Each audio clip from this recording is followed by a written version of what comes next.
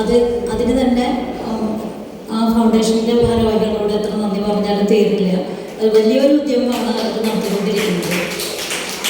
ഇപ്പോൾ പിന്നെ നമ്മൾക്കുള്ളൊരു ഫ്രീഡം അവർ നമ്മുടെ അടുത്ത് ചോദിക്കുകയാണ് ചെയ്തത്, ഏത് വിഷയത്തിലാണ് നിങ്ങൾക്ക് സെമിനാർ നടത്തേണ്ടത്. അപ്പോൾ പല 1-2 സ്ഥലത്ത് ഇപ്പോൾ ചെമ്പൈ കോളേജിലേക്ക് ഞാൻ കേട്ടിരുന്നു, അവിടെ ആർട്ട് ജേർണലിസം എന്നുള്ളൊരു വിഷയമായിരുന്നു നടത്തിയിരുന്നത്. അപ്പോൾ അതിപ്പോൾ ക്ലാസിക്കൽ മ്യൂസിക് മാത്രം ഓറിയൻറ്റഡ് അല്ലാതെ വേറെ വിഷയങ്ങളും ചെയ്യാമെന്നുള്ളൊരു സജഷൻ വന്നപ്പോഴാണ് ഞാൻ ആലോചിച്ചത്, നമുക്കിവിടെ ഒരു കാലിക്കറ്റ് യൂണിവേഴ്സിറ്റിയിൽ ഒരു മൈനർ വിഷയം സിലബസിൽ ഉൾപ്പെടുത്തിയിട്ടുണ്ട്. അതായത് മറ്റു ഡിസിപ്ലിനിലെ കുട്ടികൾക്ക് പഠിക്കാൻ വേണ്ടിയിട്ടുള്ളതാണ്. അത് ജനപ്രിയ ഗാനങ്ങൾ എന്നുള്ളത് തന്നെയായിരുന്നു അതിൻ്റെ ടൈറ്റിൽ. അത് മറ്റൊന്നും കൊണ്ടല്ല, ഈ ഒരു എനിക്ക് തോന്നുന്നത് കേരളത്തിൽ കാലിക്കറ്റ് യൂണിവേഴ്സിറ്റിയിൽ ആണ് ആദ്യമായിട്ട് ഒരു സിലബസിൽ ഈ വിഷയം ഉൾപ്പെടുത്തിയിട്ടുള്ളത്. അപ്പോൾ അതിൻ്റെ ഒരു നമ്മുടെ സാധാരണ ജനങ്ങൾ ക്ലാസിക്കൽ മ്യൂസിക്കിലേക്ക് എത്തിപ്പെട്ടിട്ടുള്ള ഒരു വഴിയുണ്ട്. അത് ഈ ജനപ്രിയ ഗാനങ്ങളിലൂടെ തന്നെയാണ് എന്നുള്ളൊരു ബോധ്യമുള്ളതുകൊണ്ടാണ് ഈ വിഷയം എടുത്തത്. അതായത് പഴയ സംഗീത നാടകങ്ങളിൽ നിന്നും ജനപ്രിയ നാടകഗാനങ്ങളിലേക്കും അവിടെ നിന്ന് ജനപ്രിയ സിനിമാ ഗാനങ്ങളിലേക്കും വന്നിട്ട് ഉള്ളൊരു പരിണാമമുണ്ട്. ഇപ്പം നമ്മൾ റീസെൻ്റായിട്ട് വന്നിട്ടുള്ള എല്ലാ തരത്തിലുള്ള മ്യൂസിക്കൽ ഫോംസ്, എന്താ പറയുക, ഫ്യൂഷൻ ആയിക്കോട്ടെ, അതെല്ലാം ചേർന്നിട്ടുള്ളതാണ് നമ്മുടെ ഒരു സംഗീത സംസ്കാരം എന്ന് പറയുന്നത്. അപ്പോൾ അതിനെ അടയാളപ്പെടുത്തേണ്ട ഒരു ആവശ്യമുണ്ട് എന്നുള്ളത് കൊണ്ട് തന്നെയാണ് ഈ ഒരു വിഷയം ഇവിടെ വെച്ചിട്ടുള്ളത്. പിന്നെ നമുക്ക് കിട്ടിയിട്ടുള്ളത് വളരെ പ്രഗത്ഭരായിട്ടുള്ള വ്യക്തിത്വങ്ങളാണ്. ഒന്ന് വിദ്യാധര മാഷ കാര്യം പറയുകയാണെങ്കിൽ, ഇപ്പോൾ സിനിമ സംഗീത സംവിധായകരുടെ ത്രിമൂർത്തികൾ എന്നറിയപ്പെടുന്ന അവരുമായിട്ടും ഇപ്പോഴത്തെ ഏറ്റവും പുതിയ തലമുറയിലുള്ള ആളുകളുമായിട്ടും ഒരേപോലെ എന്താ പറയുക സഹവർത്തിക്കാനായിട്ട് സാധിച്ചിട്ടുള്ള ഒരു വ്യക്തിത്വമാണ് വിദ്യാധര മാഷിൻ്റെ അടുത്ത് സംസാരത്തിലൂടെയുള്ള കുറേ അനുഭവങ്ങൾ ഇങ്ങനെ പറയും. അത് തന്നെ നമുക്കൊരു പാഠമാണ്. എനിക്ക് പലപ്പോഴും അനുഭവം ഉണ്ടായിട്ടുണ്ട്. അപ്പോൾ അതുപോലെ തന്നെ ഉള്ള എന്തുകൊണ്ടും ഈ വിഷയം കൈകാര്യം ചെയ്യാനായിട്ട് ഏറ്റവും അനുയോജ്യനായിട്ടുള്ള ആളാണ് VT മുരളി സാറ്. അപ്പോൾ ഇങ്ങനെ 2 വ്യക്തിത്വങ്ങൾ നമ്മൾ കിട്ടിയപ്പോൾ ഈ സെമിനാർ എന്തുകൊണ്ടും വളരെ പുഷ്ടമായി തീരുമെന്നാണ് തന്നെയാണ് ഞാൻ വിശ്വസിക്കുന്നത്. അപ്പോൾ എല്ലാവരും ഇതിനോട് സഹകരിക്കാൻ ഞാൻ VT മുരളി സാറിനെ ക്ഷണിച്ചു കൊടുക്കുന്നു.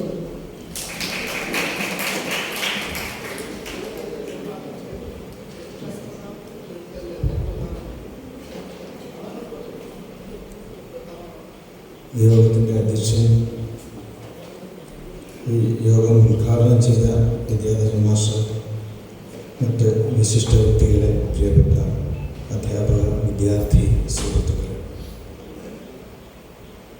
ഞാൻ കുറച്ച് മാസങ്ങൾക്ക് മുമ്പ്, ഒരുപാട് അല്ല, 2-3 മാസങ്ങൾക്ക് മുമ്പ് ഇവിടെ ഇതേ വേദിയിൽ നിന്നതാണ്. ഞാനിവിടെ രണ്ടാമതും വരുമ്പോൾ പ്രസാദ് ഇങ്ങനെ വിഷയത്തിനെ കുറിച്ച് പറയുമ്പോൾ ഞാൻ പറഞ്ഞത് റിപ്പീറ്റേഷൻ വന്നു പോകും. നമ്മൾ പലപ്പോഴും ആവർത്തനം എന്ന് പറയുന്നത് വലിയ വിരസമാണെന്ന് നമ്മൾ പറയും. പക്ഷെ ആവർത്തനം അല്ലാതെ തന്നെ വിരസമാകുന്നൊരു കാലമാണ്. പ്രസംഗം വിരസമാകുന്ന ഒരു കാലഘട്ടമാണ്. അപ്പോൾ നമ്മൾ ആവർത്തനം കൂടിയായാൽ പിന്നെ എന്തായിരിക്കും സ്ഥിതി? അപ്പം അങ്ങനെ പ്രസാദ് പറഞ്ഞ് എന്തായാലും വേണം എന്ന് പറഞ്ഞുകൊണ്ട് ഞാൻ ഈ സംഘടനയുടെ ജൂസ് സാറിൻ്റെ പേരിലുള്ള ഓർഗനൈസേഷൻ്റെ ഒരു പ്രവർത്തകൻ കൂടിയായതുകൊണ്ട്, അതിൻ്റെ ഒരു ഭാരവാഹി കൂടിയായതുകൊണ്ടാണ് ഞാൻ ഇവിടെ നിൽക്കുന്നത്. അതുകൊണ്ട് എനിക്ക് നിങ്ങളോട് എല്ലാവരോടും പറയാനുള്ളത്, ഒരു അരമണിക്കൂർ നേരം എനിക്ക് വേണ്ടി നിങ്ങൾ തരണം. നിങ്ങളുടെ സംസാരവും നിങ്ങളുടെ ഫോണും ഒക്കെ മാറ്റിവെച്ച് ഒരു അരമണിക്കൂർ നേരം എനിക്ക് വേണ്ടി തരണം.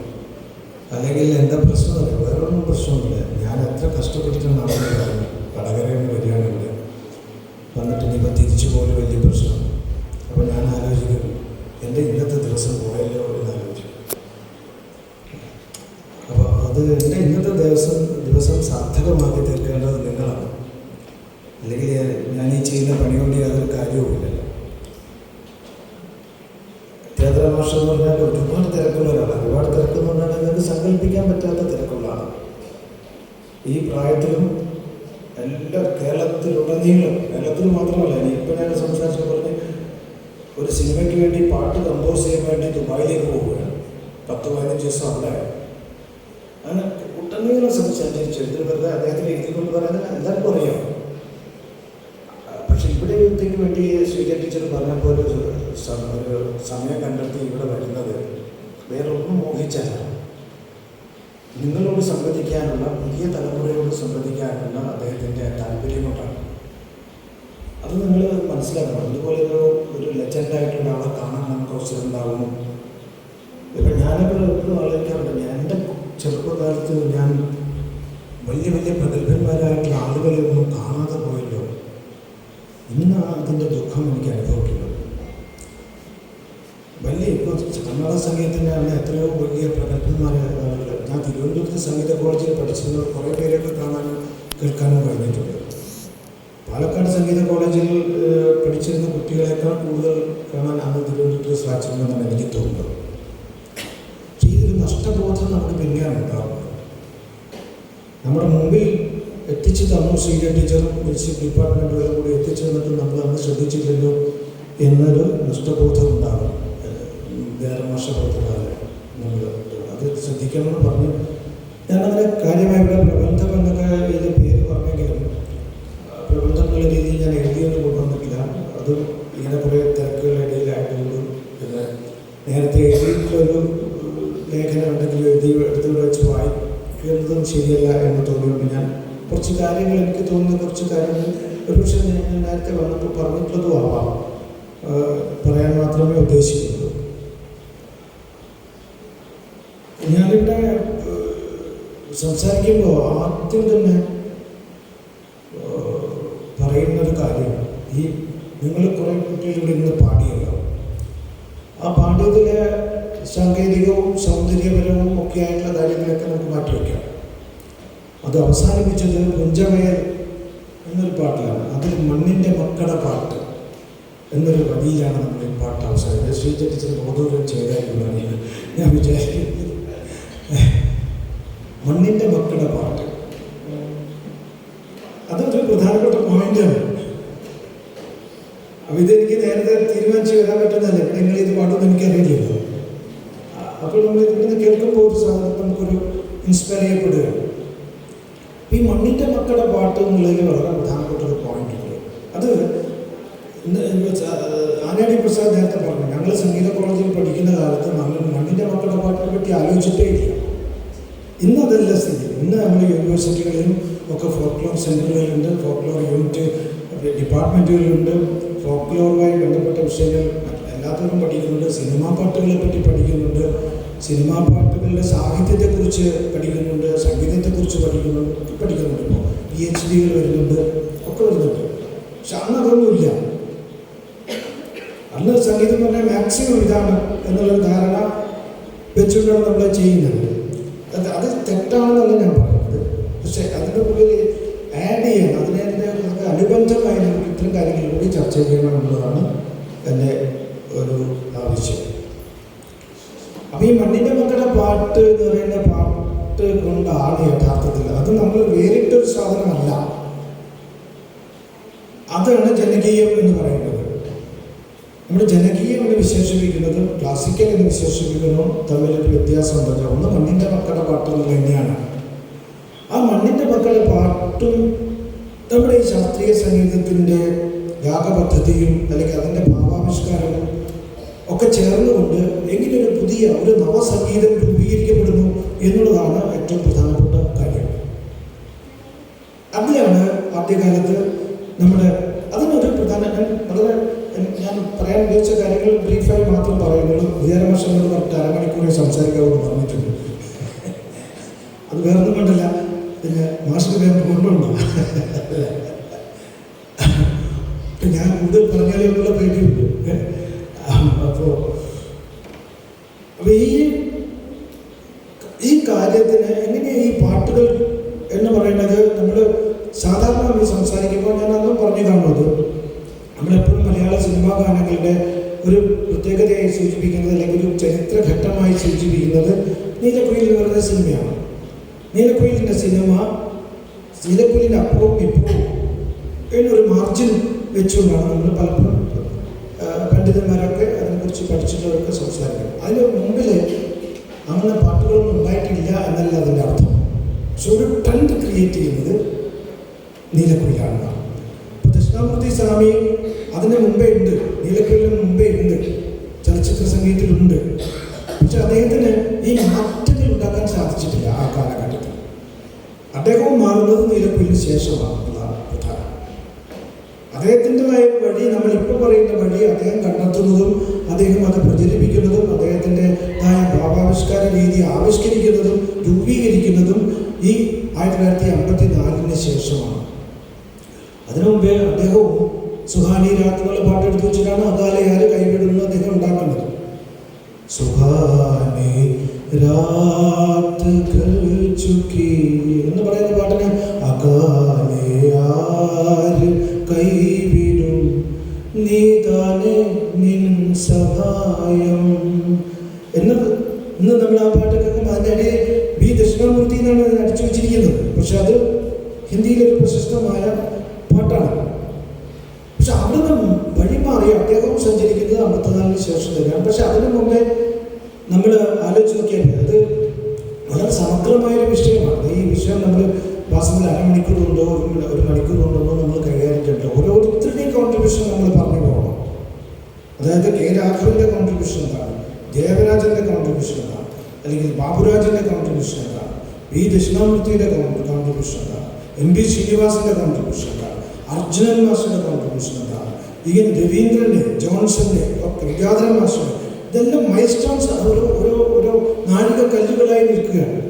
അപ്പം അതിന് നമ്മളൊരു സാമാന്യനെ കേവലമായി പറഞ്ഞു പോകുക പ്രയാസമാണ്. ഇപ്പം നീലക്കുയിലിനെ നമ്മൾ എപ്പോഴും പറയുന്നത് നീലക്കുയിലിനെ കുറിച്ചാണ്. എന്താണ് നീലക്കുയിലിൻ്റെ ഒരു പ്രത്യേകത?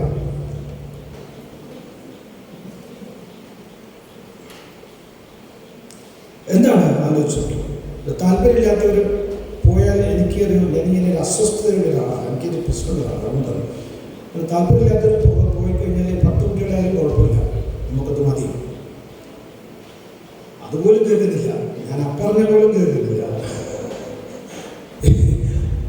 അപ്പോൾ ഞാനിത് ശീലിക്കുന്നത് അധ്യാപകനല്ലാത്തതുകൊണ്ട് ഞാൻ ഒരു വാട്ടർ അതോറിറ്റിയിലൊരു ഉദ്യോഗസ്ഥനായി. ഈ കണ്ണ സാർ എവിടെയായിരുന്നു, ബാങ്കിലായിരുന്നു. അപ്പോൾ ഞാൻ ഇത്തരം കാര്യങ്ങളൊന്നും ശീലമില്ല, അങ്ങനെ കുട്ടികളോട് സംസാരിച്ചൊന്നും ശീലമില്ല.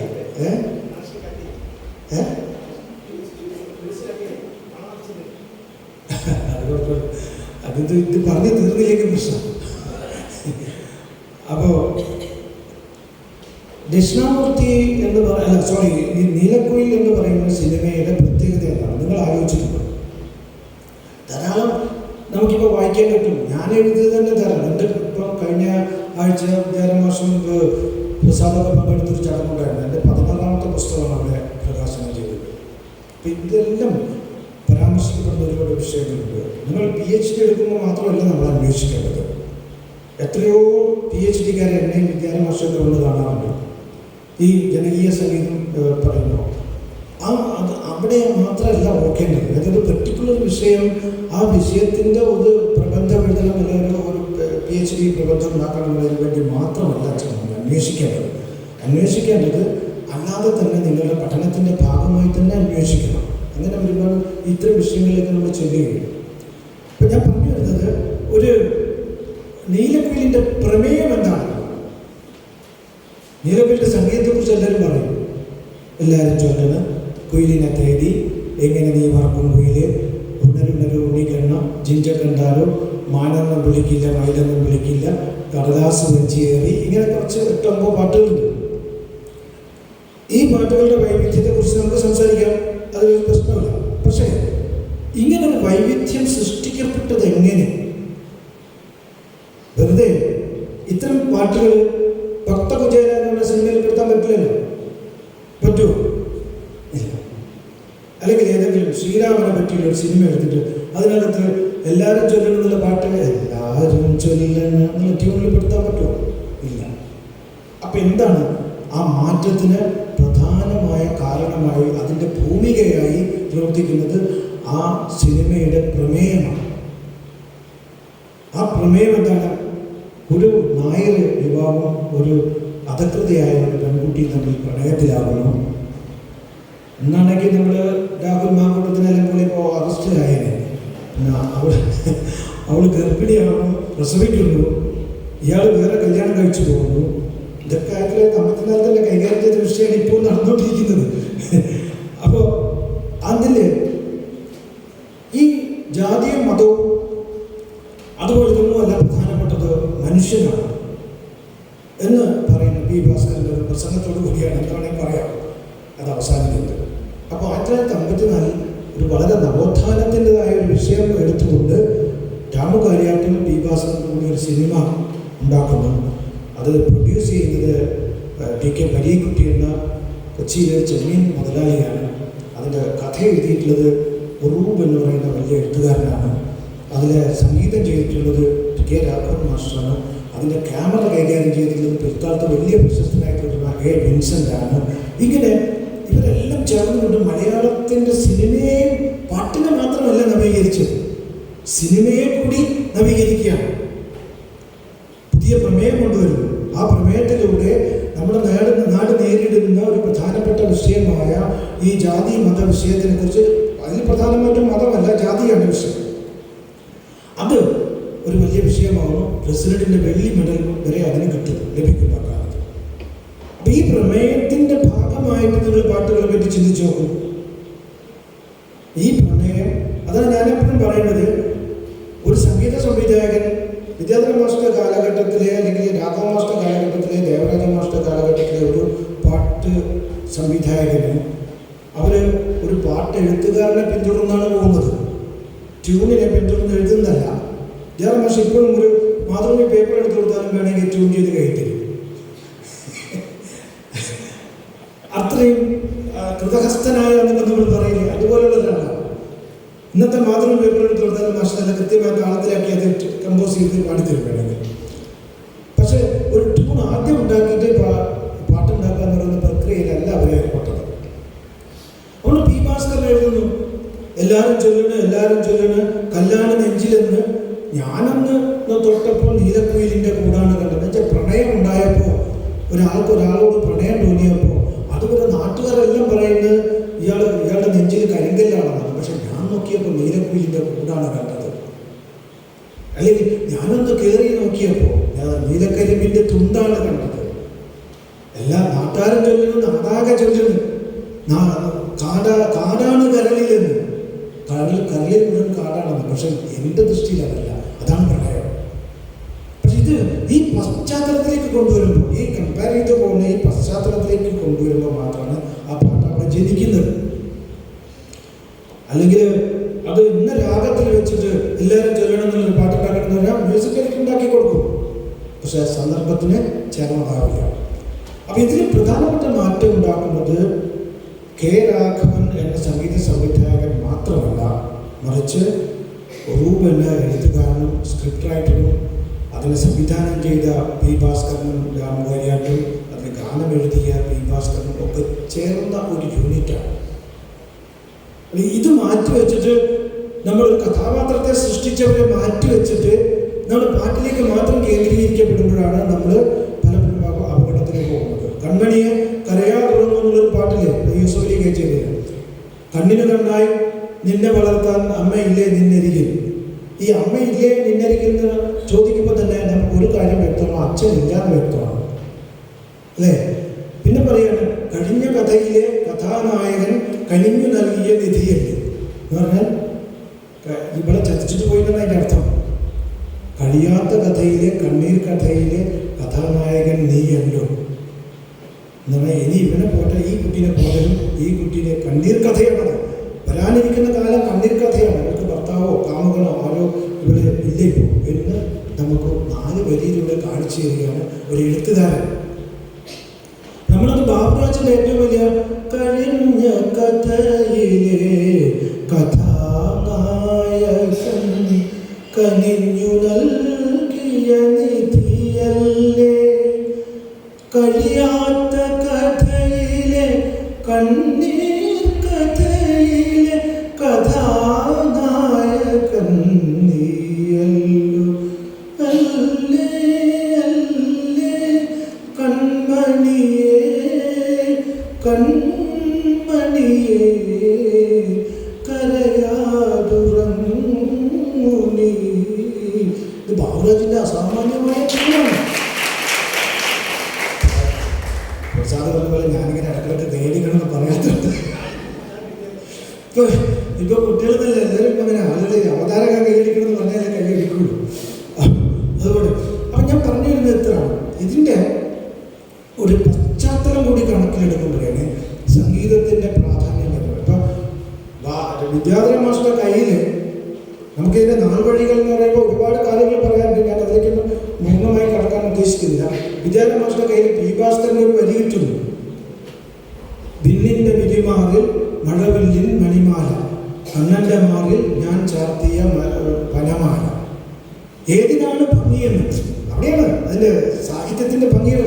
ഏതിനാണ് ഭംഗിയെന്ന് പ്രിയതോടി ചെന്ന് ജാഥ കൊഞ്ചിച്ചോദിച്ചു സഖിയോടായി. അപ്പോൾ പെണ്ണിൻ്റെ വിരിമാറിൽ കിടക്കുന്ന മഴവില്ലിനാണോ കണ്ണൻ്റെ മാറിൽ കിടക്കുന്ന വനമാലയ്ക്കാണോ സൗന്ദര്യം കൂടുതലെന്ന് ജാഥ കൊഞ്ചി ചോദിക്കുകയാണ്. അപ്പോൾ കവിയുടെ ഭാവന അവിടെയാണ്. ജലമാഷന്റെ പെണ്ണിൻ്റെ വിരിമാറിൽ മഴവില്ലിൻ മണിമാല, കണ്ണൻ്റെ മാറിൽ ഞാൻ ചാർത്തിയ വനമാല എന്ന് വരുന്നത് ആ വരികളിലൂടെ കടന്നു പോകുമ്പോഴാണ്. അതിന് എങ്ങനെയാണത് കമ്പോസ് ചെയ്യേണ്ടതിനെ പറ്റി ഒരു ധാരണ അതിൻ്റെ സംവിധായകന് നൽകിയിരിക്കണം. അല്ലാണ്ട് വിദ്യാധര മാസ്റ്റർക്ക് ഒരു പാട്ട് കിട്ടി ആകാശവാണിയിൽ ഒരു പാട്ടുണ്ടാക്കുന്ന പോലെ അല്ല ഇത് ഉണ്ടാക്കിയിട്ടുള്ളത്. ആകാശവാണിയിൽ ലളിതഗാനം ഉണ്ടാക്കുമ്പോൾ മുൻ ധാരണ എന്നല്ല പാട്ടിൻ്റെ വരികളിലൂടെ പോയാൽ മതി, അല്ലേ മാസ്റ്റർ?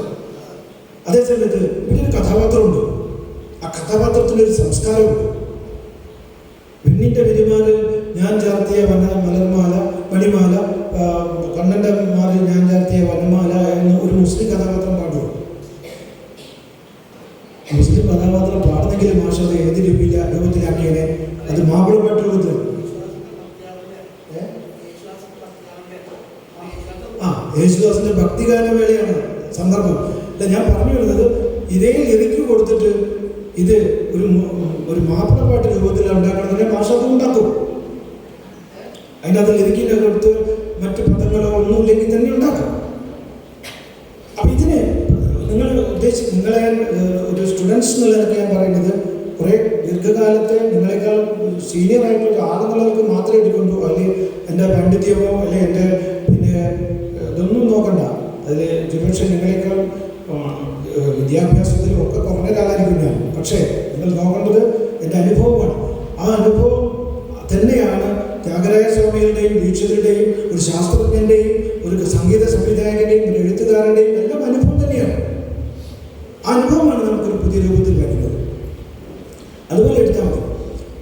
ഞാൻ പറഞ്ഞു വരുന്നത് ഈ ഭാഗത്തെ സാഹിത്യത്തിൻ്റെ ഈ ഭാഗത്തെ സംഗീതമൊക്കെ സാഹിത്യം എന്നെന്തുകൊണ്ടാണ് നമ്മൾ പറഞ്ഞത്? ആചാര്യന്മാർ പറഞ്ഞത് സരസ്വതി ദേവിയുടെ 2 സ്ഥലങ്ങളാണ് സംഗീതവും സാഹിത്യവും. ഏകമോപാത മധുരം അന്യത് ആലോചനാമൃതം എന്ന് പറഞ്ഞ എന്തുകൊണ്ടാണ്? അതിനൊരു പങ്കുണ്ട്. അതിനകത്ത് ഒരു പകുതി പങ്ക് അതിന് സാഹിത്യത്തിനുണ്ട്. അതാണ് ആലോചനാമൃതം എന്ന് പറയുന്നത്. ആലോചിക്കാവുന്ന സാധനമാണ്. അവിടെയാണ് ഇതിൽ ഇമാജിനേഷൻ വരുന്നത്. സംഗീതത്തിലൂടെ മാത്രമല്ല ഇമാജിനേഷൻ വരുന്നത്, മുഴുവനും ഈ സാഹിത്യത്തിലൂടെയാണ്. നമ്മൾ കണ്ടു വിണ്ണിൻ്റെ മാറിൽ ഒരു മഴവില്ലിൻ മാല കണ്ടു. അത് കഴിഞ്ഞിട്ട് നമ്മൾ കണ്ണൻ്റെ മാറിലെ വനമാലി നമ്മളെ കാണിച്ചു തരാതെ തന്നെ ഒരു സംവിധായകൻ കാണിച്ചു തരാതെ തന്നെ നമ്മൾ കണ്ടു. ഇപ്പം എല്ലാം ഓരോരുത്തർ രീതിയിൽ കാണുന്നുണ്ട്. നാം വിഷ്വലൈസേഷൻ എന്ന് പറയുന്നത് അല്ലാതെ ഒരു സംവിധായകൻ ക്യാമറ വെച്ച് പിടിക്കുന്നതല്ല. നമ്മുടെ ഉള്ളിൽ വിരിയുന്ന, പക്ഷെ നമ്മൾ എന്താ ചെയ്യുന്ന അയാൾ തീരുമാനിക്കുന്ന ഒരു വിഷ്വൽ ഉണ്ടല്ലോ, അതിൻ്റെ പിൻപറ്റിയാണ് നമ്മൾ പോകുന്നത്. നമ്മുടെ വിഷ്വൽ നമ്മൾ പാടി വിട്ടുകയാണ്. ഈ വിഷ്വൽ ഉണ്ടാക്കുക എന്നുള്ളതാണ്, ഈ ദൃശ്യങ്ങൾ ഉണ്ടാക്കുക എന്നുള്ളതാണ് നമ്മൾ ഈ ഇത്തരം പാട്ടുകളിലൂടെ നമ്മൾ ചെയ്യുന്നത്. പി ഭാസ്കരനെ പോലെ, വയലാറിനെ പോലെ, ONV പോലെയൊക്കെ ആളുകൾ ചെയ്തിട്ടുള്ളത്. ഇപ്പം ഞാൻ പറഞ്ഞു വരുന്നത് ഈ നീലക്കുയിലെ പാട്ടുകളെ പറ്റി തന്നെ പറയാം. നീലക്കുയിൽ എന്താണ് ചെയ്തത്? നീലക്കുയിൽ എല്ലാവരും ചൊല്ലുന്നതിനെ ഞാൻ പറഞ്ഞു. അത് അവളുടെ സ്വപ്നങ്ങളാണ്. അവള് കണ്ട ഒരു ശ്രീധരൻ നായരുണ്ട്. ആ ശ്രീധരൻ നായരെ കുറിച്ചുള്ള അവളുടെ സങ്കല്പങ്ങളും സ്വപ്നങ്ങളുമാണ്. കുയിലിനെ തേടി എന്ന് പറയുന്ന പാട്ടും അതുപോലെ തന്നെ അവൾ പാടുന്നതാണ്. ഒരാൾ പലതുണ്ണിക്കൊണ്ട് പാടുന്ന കായലരികത്ത് വലയെറിഞ്ഞപ്പോൾ എന്ന് പാടുന്നു. കായലരികത്ത് വലയെറിഞ്ഞപ്പോൾ പലകിലുക്കിയ സുന്ദരി പെണ്ണുകത്തിന് കുറിയെടുക്കുമ്പോൾ ഒരു നറുക്കിനു ചേർക്കണേ. എൻ്റെ രാഘവമാഷ് ചെയ്ത ഒരു സംഗീത വിദ്യാർത്ഥി എന്ന് പറഞ്ഞാൽ നിങ്ങൾ തിരക്കണം, അത് അന്വേഷിക്കണം. അതിൽ പല്ലവി അനുപല്ലവി ചരണം മക്കളെ നമ്മൾ ഒറ്റ ട്യൂണുണ്ട്. കണ്ണിനാലെൻ്റെ കരളിനൊരു അതേ ട്യൂണാണ് അവസാനം വരെ. അവസാനിപ്പിക്കുന്നത് വേറെയാണ് വിചാരമെങ്കിൽ നേരമായത് ചൊല്ലുവാൻ വെറുതെ ഞാൻ എന്തിനെരിയും വെയിലത്ത് കയ്യിലും കുത്തി നടക്കണ. എല്ലാവരും ട്യൂണാണ്. പക്ഷെ എന്താ ചെയ്യുന്നത്? എന്താ ചോദിച്ചാൽ മുസ്ലിം സമൂഹത്തിൻ്റെ പാട്ട് ശാഖയിൽ മാപ്പിളപ്പാട്ട് എന്ന് പറയുന്നത്, ആ മാപ്പിളപ്പാട്ട് ശാഖയിലെ ഒരു ഈശ്വരനെ, നമ്മൾ രാഗം എന്നൊക്കെ പറയുന്നത് പോലെ ഒരു ഈശ്വരുണ്ട്. ആ ഈശ്വരനെ നേരെ രാഘവമാഷ് ഒരു പാട്ടാക്കി വേറെ രീതിയിലേക്ക് മാറ്റുകയാണ്.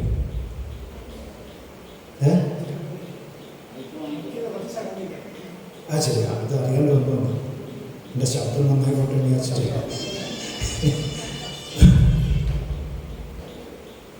അപ്പോൾ ഇതിൻ്റെ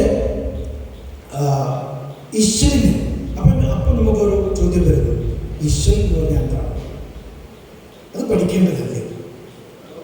മാനേടി പ്രസാദോട് ചോദിച്ച ഈശ്വരൻ എന്ന് പറഞ്ഞാൽ എന്താ നടന്നുണ്ടാവും? കാരണം അങ്ങനെ ഒന്നും പഠിക്കാനേ പാടില്ലാത്തയാൾ പഠിച്ചത്. അപ്പം നേരത്തെ വന്നെന്താ, അത് മണ്ണിൻ്റെ മക്കളുടെ പാട്ടാണ്. ഈ ഈശ്വരൻ എന്ന് പറയുന്നത് എന്താണ്? മണ്ണിൻ്റെ മക്കളുടെ പാട്ടാണ്, അല്ലേ ഭാഷ? അപ്പോൾ അത് ചേർന്നിട്ട് വരുമ്പോൾ ഒരു സമൂഹത്തിനെ എങ്ങനെ, ഒരു സമൂഹത്തിൻ്റെ ഐഡൻറ്റിറ്റിയായി അതിൻ്റെ സ്വത്വമായിട്ട് എങ്ങനെ ഈ മാറാം എന്നതിനെക്കുറിച്ച് അവരാലോചിച്ചു. ഇനി ഇതേ സിനിമയിൽ ഒരു പാട്ടുണ്ട്, ഉണരുണരു ഉണ്ണിക്കണ്ണാൻ ശ്രീധര ഉണരുണരു ഉണ്ണിക്കണ്ണ പാട്ടുണ്ട്. അതെന്തുകൊണ്ടാണ് അങ്ങനെ വന്നത്? അത് വന്നത് അവരെ ശ്രീധരൻ നായരുടെ ഭാര്യ, പിന്നെ ഒരു നായർ സ്ത്രീ, അവരുടെ പൂജാമുറിയിൽ ഇരുന്ന് പ്രാർത്ഥിക്കുന്നതാണ്. അവിടെ എല്ലാവരും തൊഴിലുള്ള ട്യൂൺ പറ്റില്ല, അതെ, അവിടെ പറ്റുമോ? അത് പറ്റില്ല. ഇനി മാഷോട് ബി ഭാസ്കരൻ മാഷ് പറയുന്നു, കുറേ ട്യൂൺ ഉണ്ടാക്കി. നീലക്കുയിൽ നിങ്ങൾ യൂട്യൂബിൽ പോയി കാണണം. കാരണം അതൊരു ചരിത്രപരമായ ഇതാണ്. അല്ലാണ്ട് ഒരു സിനിമയുടെ ഇന്നത്തെ ആസ്വാദന ഒരു സംവേദനശീലവും വെച്ചിട്ടല്ല കാണുന്നത്. നമ്മൾ ചരിത്രം പഠിക്കുന്നില്ലേ, നമ്മൾ രാജാക്കന്മാരെ ചരിത്രം പഠിക്കുന്നില്ലേ, അതൊക്കെ നമ്മൾ അക്കാലത്ത് ജീവിച്ചിട്ടല്ലല്ലോ. അതുപോലെ കാണണം.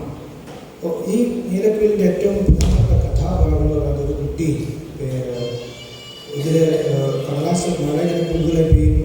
അപ്പോൾ കടലാസ് വഞ്ചി ഇറക്കി ഇങ്ങനെ ഇറങ്ങുന്ന അവസാനം ഒരു കുഴിയിൽ പോയി വീഴുന്നു. അയാൾ ഈ പോസ്റ്റ്മാൻ, അത് പി ഭാസ്കറിൻ്റെ കഥാപാത്രം രക്ഷിക്കുന്നു.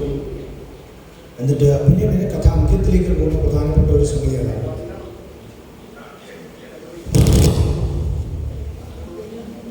അതിൽ ഇവിടുത്തെ പ്രശ്നം, അത് പ്രസാദം മനസ്സിലാകില്ല.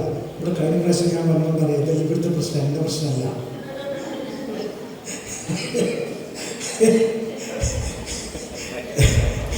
പ്രസാദ് അടുത്ത പ്രാവശ്യം വരുമ്പോൾ മനസ്സിലാവും. കാരണം അന്നേരം കറക്റ്റ് ചെയ്യില്ല, അത് കുഴപ്പമില്ല, സർക്കാരല്ല.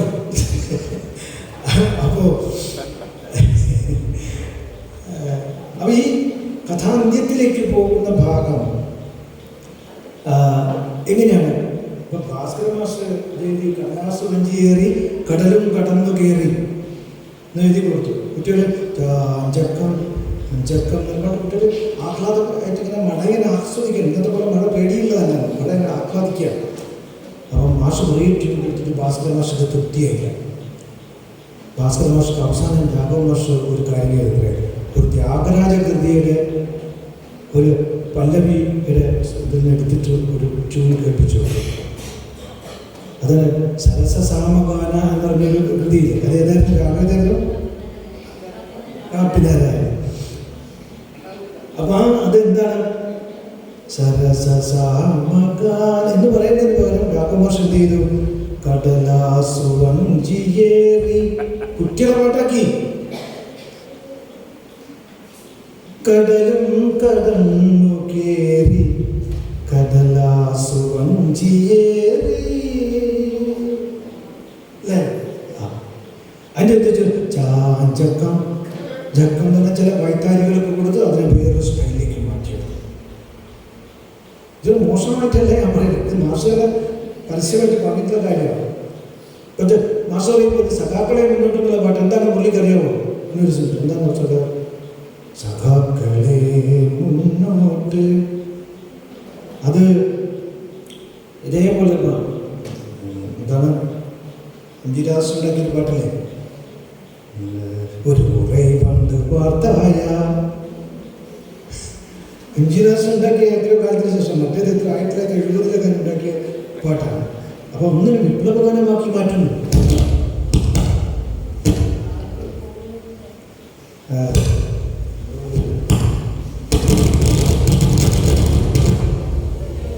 എന്നോടുള്ള പ്രതിഷേധമാണോ? അപ്പോ ഈ ഒരു സമീപനം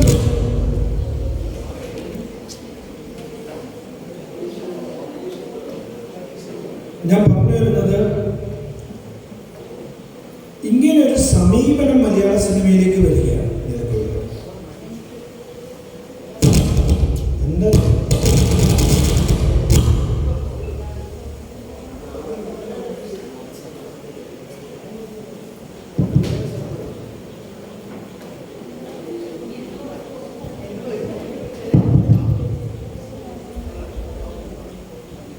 ഇങ്ങനെ ഒരു സമീപനം മലയാളം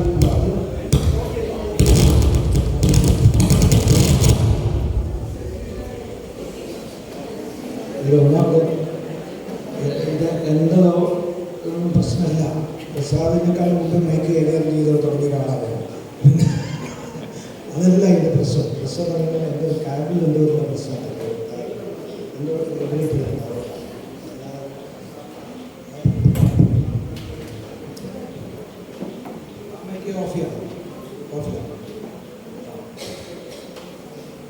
അപ്പൊ ഇങ്ങനെ നമ്മൾ ഒരു പാട്ടിൻ്റെ അർത്ഥതലങ്ങളിലേക്ക് പോയി, അതിൻ്റെ സംസ്കാരത്തിലേക്ക് പോയിട്ട് അതിനെ കമ്പോസ് ചെയ്യുന്ന, അതിനെ എഴുതുന്ന ഒരു രീതിയിലേക്ക് നമ്മൾ വരികയാണ് നീലക്കുയിൽ.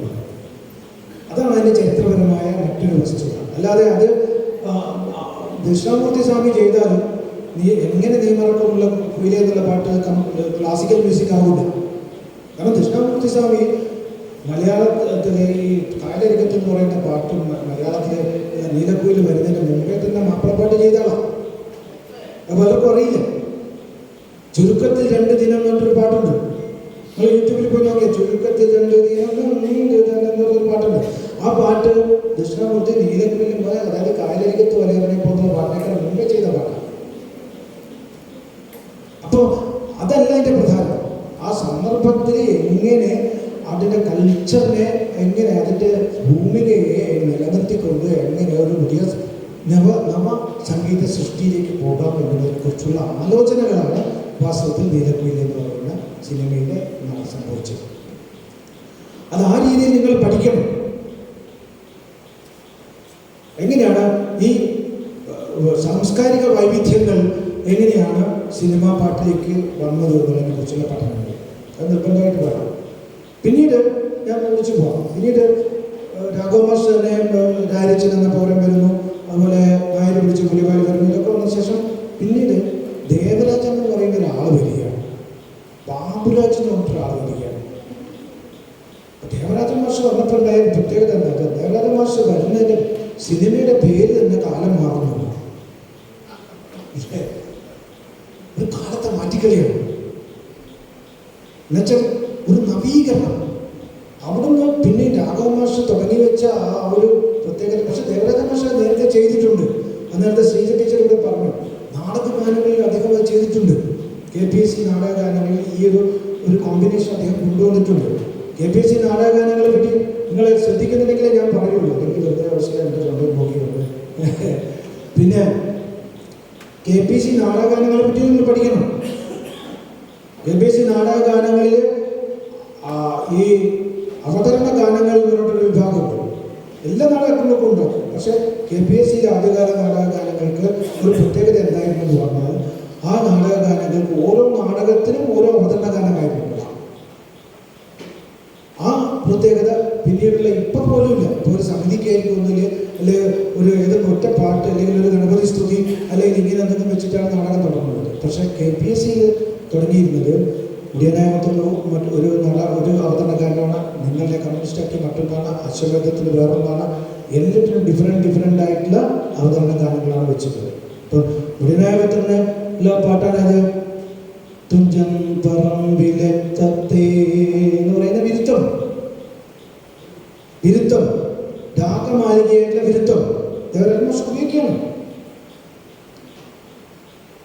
അത് എന്താ പറയുന്നത്? അത് മാഷ് പാട്ട് നേരത്തെ പറഞ്ഞത് മണ്ണിൻ്റെ മക്കളുടെ പാട്ടല്ല.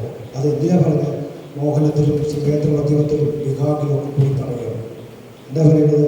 ഇക്കളിത്തട്ടിലിരിക്കാൻ പോലും ഇത്തിരി നേരവൻ തത്തേ മണ്ണിൻ്റെ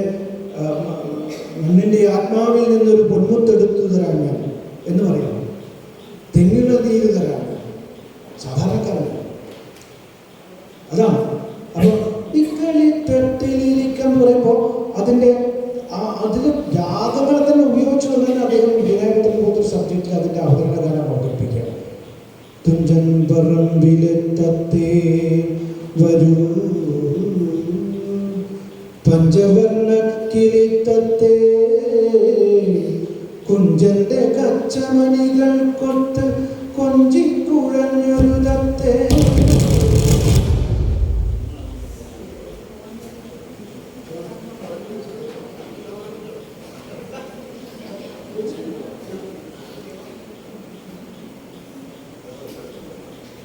അപ്പൊ ഈ ഒരു സമീപനം നേരത്തെ തന്നെ ദേവരാജ മാഷ് സിനിമയിൽ നാടകത്തിൽ കൊണ്ടുവന്നിരുന്നു. ഇപ്പം നിങ്ങളെന്നെ കമ്മ്യൂണിസ്റ്റാക്കി എന്ന നാടകത്തിൻ്റെ അവതരണഗാനം എന്താണെന്നറിയോ? നിങ്ങൾ ആലോചിച്ച് നോക്കണം. എത്രത്തോളം സ്ലോ ആയൊരു പാട്ടായിരുന്നു. കമ്മ്യൂണിസ്റ്റാക്കിയ പോലുള്ള ഒരു വിഷയം പറയുന്നതിന് അദ്ദേഹം ഉപയോഗിച്ച ദീപങ്ങൾ മങ്ങി കൂരിരുൾ തിങ്ങി മന്ദിരമൊന്നത കാണുമുന്നിൽ നീറും നോവിൽ നീന്തി നീന്തി നിർനിദ്രം നിൽപ്പതന്തേ നിർനിദ്രം നിൽപ്പതന്തേ.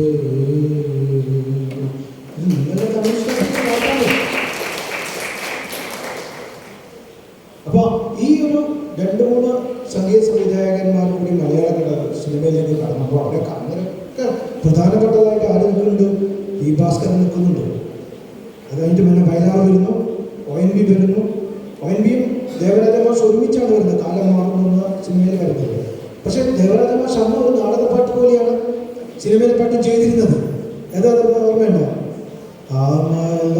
പൊയ്കയിലാടി കളിക്കുന്നോരോ മന താമരപ്പൂവേ മാനത്തു നിന്നോരു ചെങ്കതിർമാലനിൽ മാറിലെ കാലേറിഞ്ഞു. അത് KPSC പാട്ടുകളില്ലേ കേൾക്കുമ്പോൾ പാടുന്നതും കേസ് ജോർജും സുലോചനയും തന്നെയാണ്. അപ്പം പൂർണ്ണമായിട്ടും അങ്ങനെയായി. അപ്പോൾ പക്ഷെ പിന്നീടുള്ള ദേവരാജൻ മാഷയുടെ സ്പർശം മലയാള സിനിമയെ ബഹുദൂരം മുന്നോട്ട്, സിനിമാ ഗാനങ്ങളെ ബഹുദൂരം മുന്നോട്ട് കൊണ്ടുപോവുകയാണ്.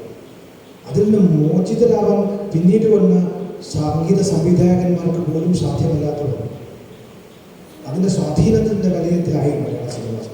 അപ്പം ഇതിൻ്റെ ഓരോരോ ഘട്ടങ്ങളാണ്. ആ ഘട്ടങ്ങളെ നമ്മൾ വിശദീകരിക്കാൻ കുറേ പാട്ടുകളും കുറേ കാര്യങ്ങളൊക്കെ നമ്മൾ ചെയ്തേ മതിയാവും. അതിലേക്ക് കൂടുതൽ കടന്നാൽ മൈക്ക് എന്നോട് പ്രതിഷേധിക്കുന്നതുകൊണ്ട് ഞാൻ പോകുന്നില്ല. പിന്നെ നമ്മുടെ കാലം എന്ന് പറയുന്നത് കാലം എങ്ങനെ എന്തിനാണ് സംഗീതത്തിലൊരു കാലം കൊണ്ടുവരിക? 17-ാം നൂറ്റാണ്ടിൽ ഉണ്ടായിട്ടുള്ള ത്യാഗരാജ പിന്നെ ദീക്ഷിതർ ശ്യാമശാസ്ത്രി കൃതികളെ നമ്മളെ ഓർമ്മിപ്പിക്കുന്ന ഒരു കാലമുണ്ട്. അത് ആധുനിക കാലമല്ല, അതിൻ്റെ ഒരു ക്ലാസിക് പീരീഡാണ്, ഒരു ക്ലാസിക് കാലത്തെയാണ് നമ്മൾ ഓർമ്മിപ്പിക്കുന്നത്.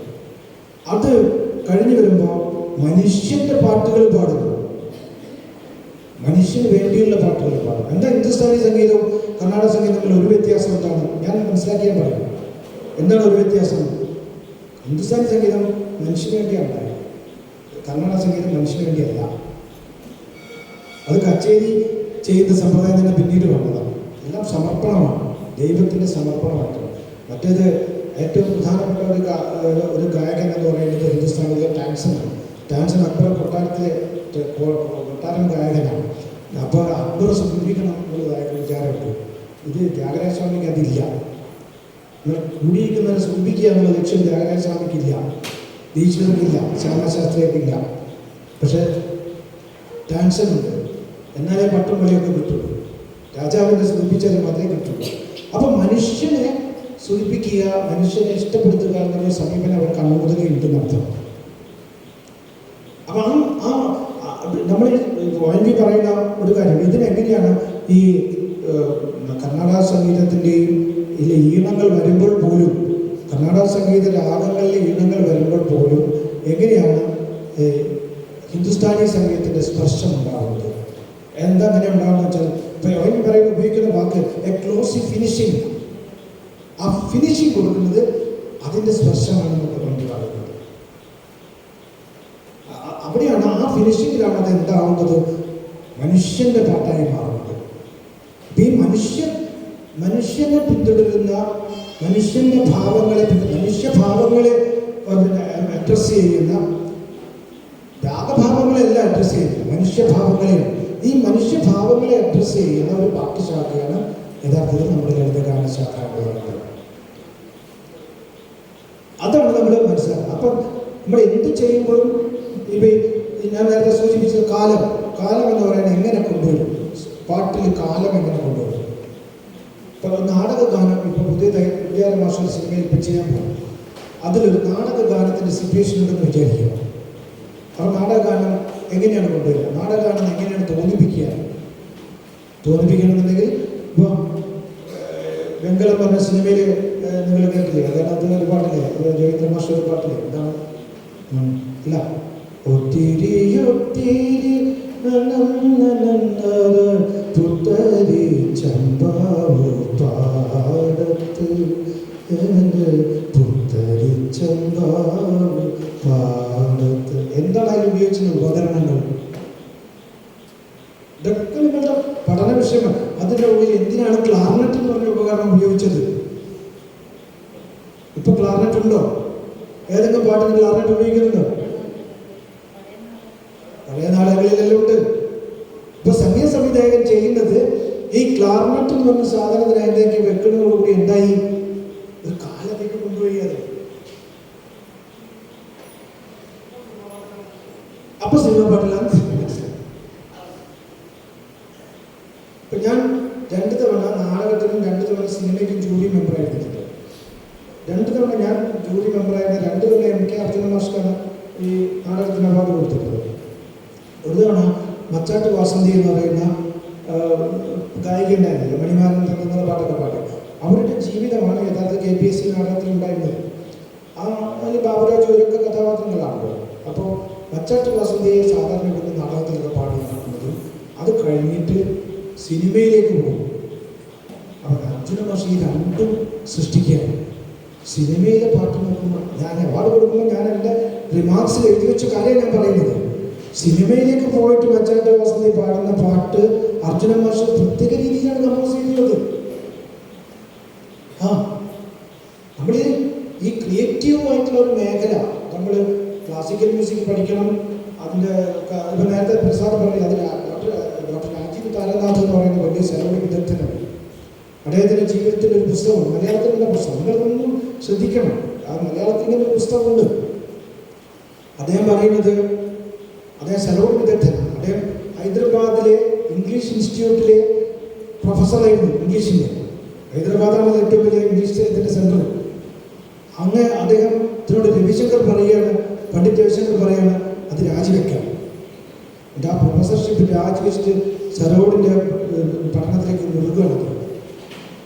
8 മണിക്കൂറാണ് ഒരു ദിവസം പ്രാക്ടീസ് ചെയ്യുന്നത്. 8 മണിക്കൂർ. അത് കഴിഞ്ഞാൽ പിന്നെ വേറെ സമയം ബാക്കിയുണ്ടാവും. 8 മണിക്കൂർ. അപ്പോൾ അത് പറയുന്നൊരു കാര്യം, ഈ പ്രാക്ടീസ് എന്ന് പറയുന്നത് നമ്മുടെ തൊണ്ട വഴക്കിയെടുക്കാനും നമ്മുടെ കൈ നമുക്ക് വിചാരിക്കുന്നിടത്തിൽ പോകാൻ വേണ്ടിയിട്ടുള്ള ഒരു സാധനം മാത്രമല്ല, നിങ്ങളുടെ സർഗാത്മകതയെ വികസിപ്പിക്കാൻ വേണ്ടിയിട്ടുള്ളതാണ്. അങ്ങനെ പറഞ്ഞാൽ ഞാൻ കേട്ടിട്ടില്ല. നിങ്ങൾ സാധകം ചെയ്യണമെന്ന് വെച്ചാൽ നമുക്ക് എന്തും പാടാനുള്ള ഒരു പ്രാപ്തി നമ്മുടെ തൊണ്ടയ്ക്ക് ഉണ്ടാക്കണം, അല്ലെങ്കിൽ നമ്മുടെ കൈക്ക് ഉണ്ടാക്കണമെന്നില്ല. അതായത് ഇതൊക്കെ വായിക്കുന്നതായാലും എന്ത് വായിക്കുന്നതായാലും നമ്മുടെ കൈക്ക് ഉണ്ടാക്കണമെന്നില്ല. പക്ഷേ രാജീവ് താരനാഥ് പറയുന്നത് ഈ പ്രാക്ടീസ് ചെയ്യുന്നതിലൂടെ ഉണ്ടാകുന്നത് നിങ്ങളുടെ സർഗാത്മകതയുടെ ആകാശം വികസിക്കുമെന്നാണ്. പുതിയ പുതിയ പുതിയ പുതിയ മേഖലകളിൽ നമ്മൾ എത്തും. അത് നമുക്ക് ക്രിയേഷൻ്റെ പുതിയ തലങ്ങളിലേക്ക് നമുക്ക് വ്യാപിക്കാൻ സാധിക്കുമെന്നാണ്. അപ്പോൾ ഇത് ഞാൻ മനസ്സിലാക്കി എങ്ങനെയാണ്? ഞാൻ എൻ്റെ വായനയിലൂടെ, എൻ്റെ ഗുരുനാഥ പറഞ്ഞതൊന്നുമല്ല, എൻ്റെ വായനയിലൂടെയാണ് ഞാൻ മനസ്സിലാക്കുന്നത്. അപ്പോൾ നിങ്ങൾ ഈ പ്രബന്ധത്തിൻ്റെ കാര്യം എടുക്കട്ടെ, നിങ്ങൾ എന്താ ചെയ്യുന്നത് വെച്ചാൽ നിങ്ങളുടെ പഠനങ്ങളുടെ ഭാഗമായിട്ട് മലയാളത്തിലും ഇംഗ്ലീഷിലൊക്കെ വന്നിട്ടുള്ള പുസ്തകങ്ങളെല്ലാം വായിക്കാൻ മാത്രമല്ല അങ്ങനെ ചിന്തിച്ചു എന്ന് പറയുന്നത്.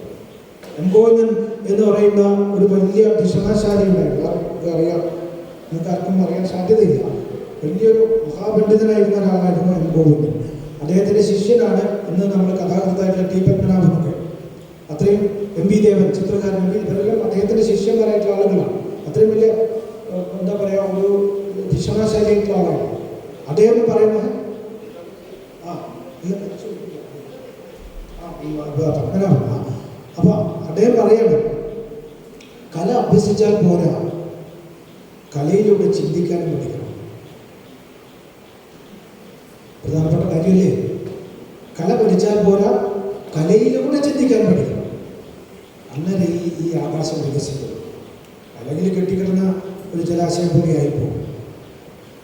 അപ്പം ഇതിനെ സർഗാത്മകമായി വികസിപ്പിച്ചെടുക്കാനുള്ള വഴികൾ എന്ന് പറഞ്ഞാൽ അതിൻ്റെ ഒരു ഹിസ്റ്ററി. ഇതാണ് ഈ ഒരു സെഷൻ്റെ ഉദ്ദേശം. എന്താണ്?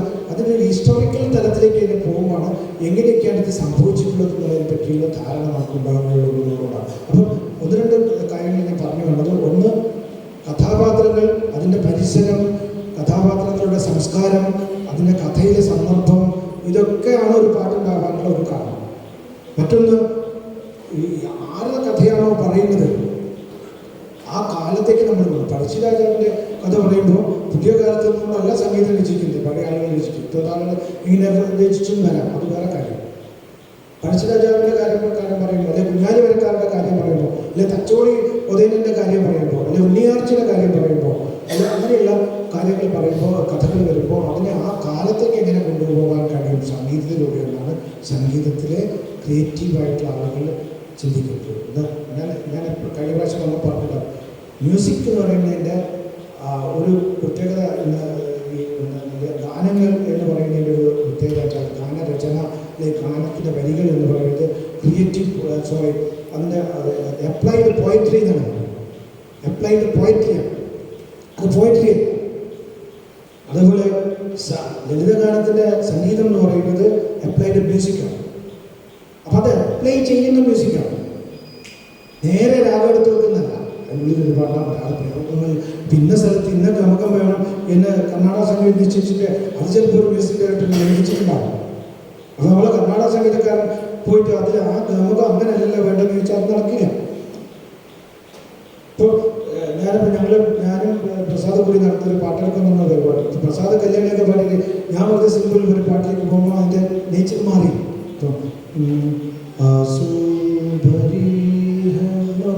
അത് മാറിയില്ലേ? അതുപോലെ പ്രസാദ് കല്യാണിയൊക്കെ പാടിയിട്ടുണ്ടാവും. ജീവൻ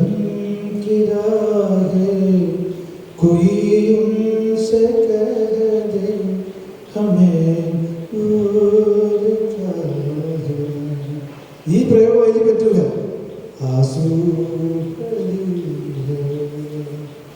വാദേ ബുലാദേ കസം ചോദ് ദേ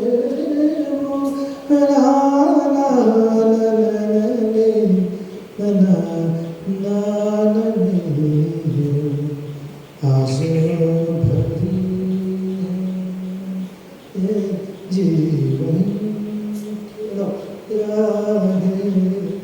कोई कह दे हमें भूल जाए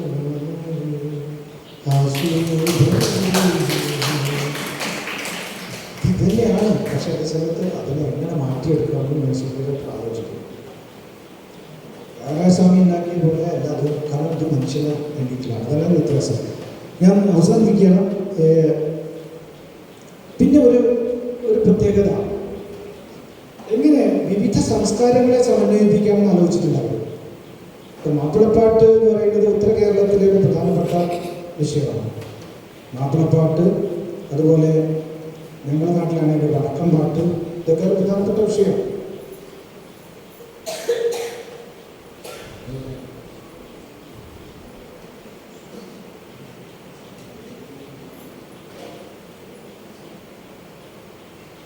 മാപ്പിളപ്പാട്ട് എന്ന് പറയുന്നത് ഒരു, ഞാൻ മാഷൊരു മാപ്പിളപ്പാട്ട് പാടിയിട്ടുണ്ട്. എനിക്ക് ഓർമ്മയില്ല, മാഷക്ക് ഓർമ്മയില്ല. കാരണം ചില അത് പുറത്ത് വന്നില്ല. അത് ഒരു സീരിയലിന് വേണ്ടിയായിരുന്നു. അത് എന്തിനാണ് പൂങ്കരല് പന്തിരന്തിലാക്കുന്നൊരു പാട്ട്. ബാക്കി അങ്ങോട്ടുള്ള ഞാൻ എത്രയോ പ്രാവശ്യം അവരോട് പറയാം, പാട്ടിന് കോപ്പി തരാൻ വേണ്ടി. ഒരു കഥ കഴിഞ്ഞാൽ പണി കഴിഞ്ഞാൽ പിന്നെ നമുക്ക് തിരിച്ചു വരും. മാഷക്ക് ഓർമ്മ ഉണ്ടാവില്ല. അപ്പോൾ ഞാൻ പറഞ്ഞു വരുന്നത്, മറ്റ് സംസ്കാരങ്ങളെ പുതിയ സൃഷ്ടിക്ക് വേണ്ടി എങ്ങനെ ഉപയോഗിക്കാം. അപ്പോൾ എങ്ങനെ നീ മറക്കും കുയിലേ, എങ്ങനെ നീ മറക്കും പാടം പച്ച പാവാടയിട്ടപ്പോൾ പാവം നീ എത്ര മേലോട്ടു പൊന്തി. എന്തൊരു ദാഹം, എന്തൊരു മോഹം, എന്തൊരു തീരാത്ത ശോകം. ഇത് എവിടെ കിട്ടി? കർണാടക സംഗീതത്തിനകത്തു നിന്നാണോ കിട്ടിയത്, അല്ലെങ്കിൽ കേരളീയമായ ഫോക്കിൽ നിന്നാണോ കിട്ടിയത്, അല്ലെങ്കിൽ വേറെ ഏതെങ്കിലും സംഗീതം കിട്ടിയതാണോ? ഇത് ടാഗോറിൽ കിട്ടിയതാണ്, ഇത് രവീന്ദ്ര സംഗീതത്തിൽ നിന്ന് കിട്ടിയതാണ്. പാടാനോർത്തൊരു മധുരിത ഗാനം പാടിയതില്ലല്ലോ. അത് ഗീതാഞ്ജലിയുടെ തർജ്ജമ തന്നെ ചെയ്തതാണ്. ഗീതാഞ്ജലി രവീന്ദ്രനാഥ് ടാഗോറിൻ്റെ ജന്മശതാബ്ദി വർഷത്തിൽ ഗീതാഞ്ജലിക്ക് നിരവധി തർജ്ജമകൾ ഉണ്ടാകുകയാണ്. ഇപ്പോൾ തന്നെ മലയാളത്തിൽ ഇപ്പോഴും തർജ്ജമകൾ വന്നുകൊണ്ടിരിക്കുന്നു. ലോകത്തിൽ ഗീതാഞ്ജലിക്ക് എത്രയും തർജ്ജമകൾ വരുന്നുണ്ടല്ലോ, മതഗ്രന്ഥങ്ങൾക്കൊക്കെ ചിലതുണ്ടാവും. ഇത്രയും അത് ടി ഭാസ്കരൻ അന്ന് കോഴിക്കോട് ആകാശവാണിയിൽ സ്റ്റാഫായിരിക്കുന്ന കാലത്ത് ഉണ്ടാക്കിയൊരു തർജ്ജമയാണ് പാടാനോർത്തൊരു മധുരിത ഗാനം പാടിയതില്ലല്ലോ. കൈലി വീണ മുറുക്കി ഒരുക്കി കാലം പോയത്. ഈ പാട്ടിൻ്റെ ട്യൂണ് തന്നെ പിന്നെ ഒരു സ്ഥലത്ത് ഉപയോഗിക്കുന്നത്. ഏതായാലും പറയാമോ? പാടാനോർത്തൊരു മധുരിത ഗാനം പാടിയതില്ലല്ലോ, ഞാൻ പാടിയതില്ലല്ലോ. ആർക്കെങ്കിലും പറയാമോ? ഈ ട്യൂണിൽ മലയാളത്തിലൊരു പ്രശസ്തമായ പാട്ടുണ്ട്, രാഘവ മാഷൻ ചെയ്തത്. അറിയാമോ? ടീച്ചർ പറഞ്ഞില്ല, പറയൂ. ആർക്കെങ്കിലും അറിയാമോ?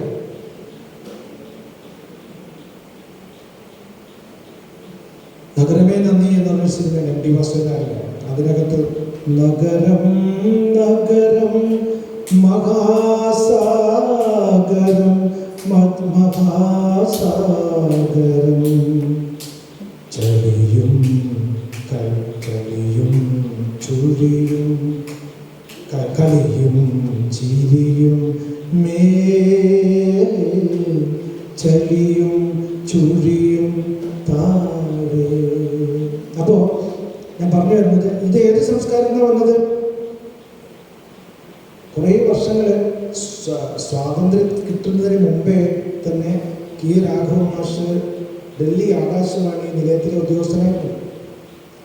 അവിടെ രവീന്ദ്ര സംഗീതത്തിന് പ്രത്യേകം വിഭാഗം തന്നെയുണ്ട്. അവിടുന്ന് കേട്ട രവീന്ദ്ര സംഗീതത്തെ മനസ്സിൽ വഹിച്ചുകൊണ്ട് അദ്ദേഹം നിലയത്തുമ്പോൾ അദ്ദേഹം ഒരു പാട്ടിൻ്റെ ഇവരൊക്കെ പാട്ടുണ്ടാക്കുമ്പോൾ ഗുരുവായൂരപ്പന് പാട്ടുണ്ടാക്കുന്ന പോലെയല്ല മുത്തപ്പന് പാട്ടുണ്ടാക്കുന്നത് അല്ലേ മാഷെ? ഇവരൊന്നും അതിൻ്റെതായ വ്യത്യാസമുണ്ട്. അപ്പോൾ ഇത് എവിടെ നിന്ന് കിട്ടിയെന്ന് ചോദിച്ചു കഴിഞ്ഞാൽ ഇന്ത്യയിൽ തന്നെ വേറെ അന്യ സംസ്കാരങ്ങളിൽ നിന്ന് അത് മലയാള ഭാഷയുമായി ചേർത്തുകൊണ്ട് പുതിയൊരു നവീനമായ ഒരു യൂണിറ്റിന് എങ്ങനെ ജന്മം കൊടുക്കാൻ നമ്മൾ ബോധപൂർവ്വം ആലോചിച്ചിരിക്കുകയാണ്. അല്ലാതെ അങ്ങനെ അബോധത്തിൽ വന്നു ചേർന്നല്ല, ബോധപൂർവ്വം ആലോചിച്ചിട്ടാണ്. അപ്പം ഇങ്ങനെ നിരവധി കാര്യങ്ങൾ നമുക്ക് പറഞ്ഞു പോകാൻ പറ്റും. മാപ്പിളപ്പാട്ടിലൂടെ എങ്ങനെയൊക്കെ വന്നു. മാപ്പിളപ്പാട്ട് എന്ന് പറയുന്നത് മാപ്പിളപ്പാട്ടായിട്ടല്ലാതെ ഇപ്പോൾ കായലരികത്ത് വലറിനപ്പോഴുള്ള മാപ്പിളപ്പാട്ട് തന്നെയാണ്. ഇപ്പോൾ പകലവനെന്ന് മറയുമ്പോൾ എന്ന് പറയുന്ന മാപ്പിളപ്പാട്ട് തന്നെയാണ്. അതേസമയത്ത് ഈശ്വരികളെ ബേസ്ഡ് അല്ലാതെ ദേവരാജൻ മാഷ് ചില പാട്ടുണ്ട്. കണ്ണീനും കണ്ണാടിക്കും പറഞ്ഞ പാട്ടൊക്കെ നോക്കി അന്ന് നമുക്കൊരു ഈശ്വരി ഇന്ന ഈശ്വരാണെന്നും പറയാൻ പറ്റില്ല. പക്ഷെ കസ്തൂരി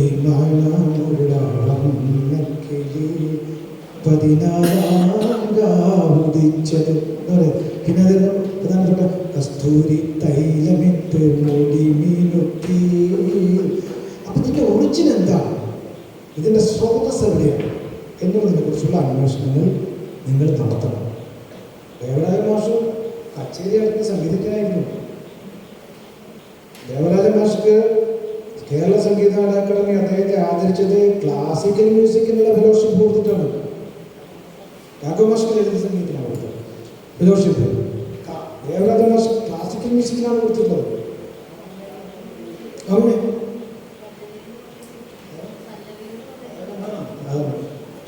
രാഘവ മാഷ് പല്ലവിയൊക്കെ പാടുന്ന ആളാണ്. 2-3 മണിക്കൂർ കച്ചേരി ചെയ്യുന്ന ആളാണ്. അപ്പം ഞാൻ പറഞ്ഞു വരുന്നത് ഈ അടിത്തറയിൽ നിൽക്കുമ്പോൾ തന്നെ ഒരു പാട്ട് ഇപ്പോൾ ശ്രീ മഹാദേവൻ തന്നെ എന്നുള്ളൊരു പാട്ട്, ഇപ്പോൾ വിദ്യാരാം മാഷ് ഒരു പാട്ട് നമ്മൾ ശ്രദ്ധിച്ചിട്ടുണ്ടാവും. ഏതാണെന്നറിയാം? കന്നി മാസത്തിലെ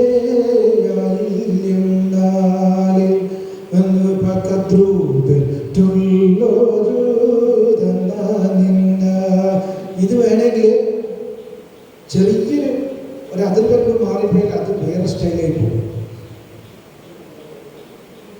അല്ല, ഞാൻ പറഞ്ഞു വരുന്നത് ഈ ശ്രീ മഹാദേവൻ തന്നെ എന്നുള്ള പാട്ട് ബ്രഹ്മാണ്ഡം പാടിയതും കെ രാഘവ മാഷുടെയും വ്യത്യാസമുണ്ട്.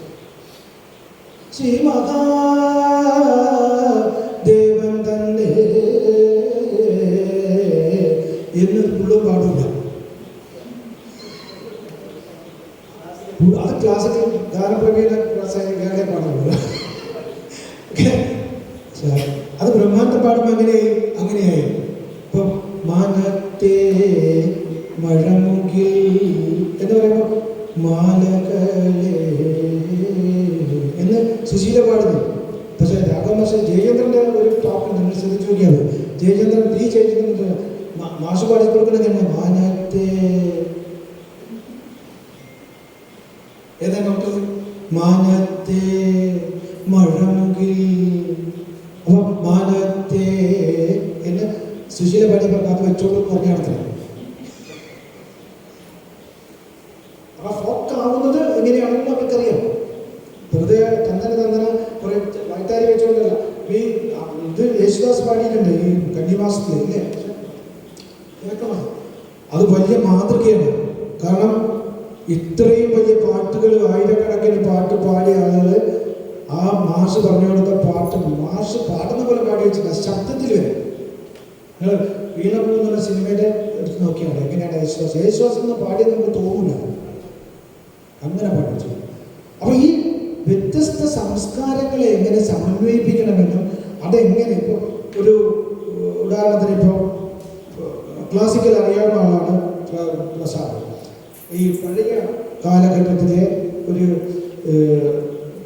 നൃത്ത നാടകങ്ങളുണ്ടല്ലോ, സംഗീത നാടകങ്ങൾ, അതിൻ്റെ ഒരു ട്യൂൺ ഉണ്ടാക്കണം എന്ന് പറഞ്ഞാൽ വിദ്യാഭ്യാസത്തിന് പറ്റും, പുതിയൊരു സംഗീത സംവിധാനം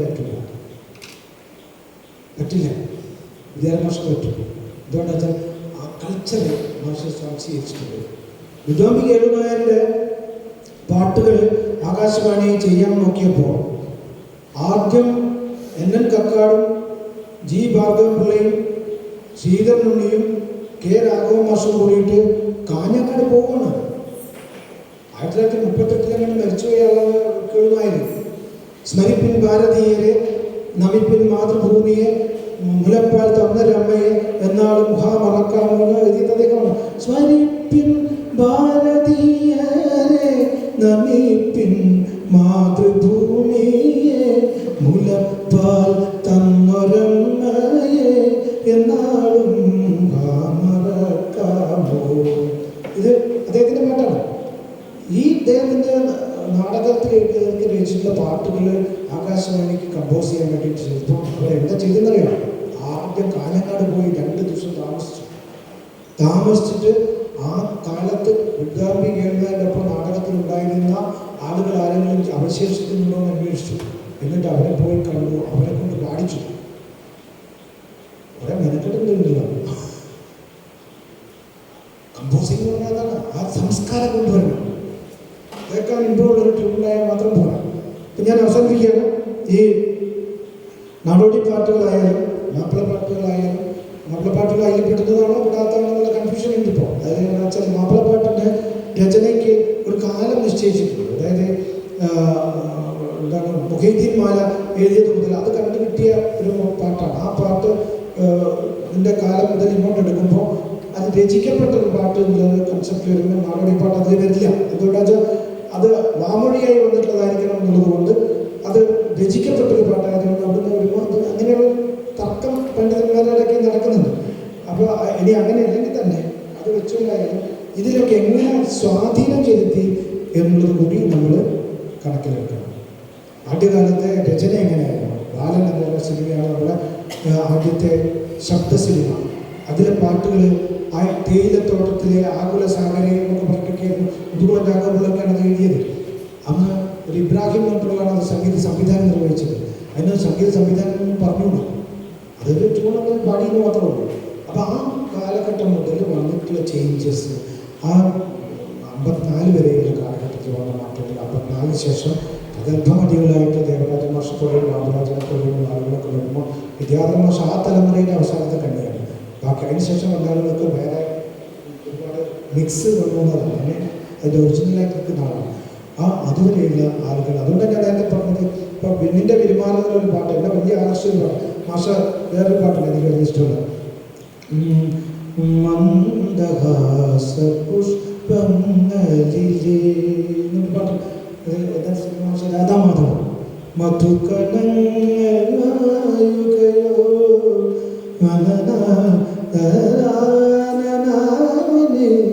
മാലയ നിലാവോ മാലയ കുളിലാവോ മന്ദഹ. അത് ആ കഥാപാത്രം അങ്ങനത്തെയാണ്. രാധാമാധവത്തിലെ കഥാപാത്രം സംഗീതവും നൃത്തത്തിലുള്ള കഥാപാത്രമാണ്. ഭാർഗവീനിലയത്തിലെ ദീപാസ്ത്രൻ വസന്ത പഞ്ചമി നാളിൽ ഗാനങ്ങളെ പാടാനുള്ളൊരു പാട്ടല്ല. ഇത് ഭാർഗവി സംഗീതവും നൃത്തവും പിന്നെ പ്രസംഗവും കവിതയും കൊള്ളുന്ന കുട്ടിയാണ്. അതുകൊണ്ടാണ് വസന്ത പഞ്ചമി നാളിൽ വരുമെന്നൊരു കിനാവ് കണ്ടു കിളിവാതിൽ നിടിയും മറ്റും എഴുതി വെച്ചത്. അപ്പൊ ഇങ്ങനെയല്ല. നിങ്ങളെന്താ ചോദിക്കാറുണ്ടല്ലോ ചോദിക്കണം. ഞാൻ ഇതെല്ലാം പറഞ്ഞതിൻ്റെ അർത്ഥം ഞാൻ നിർത്തണം.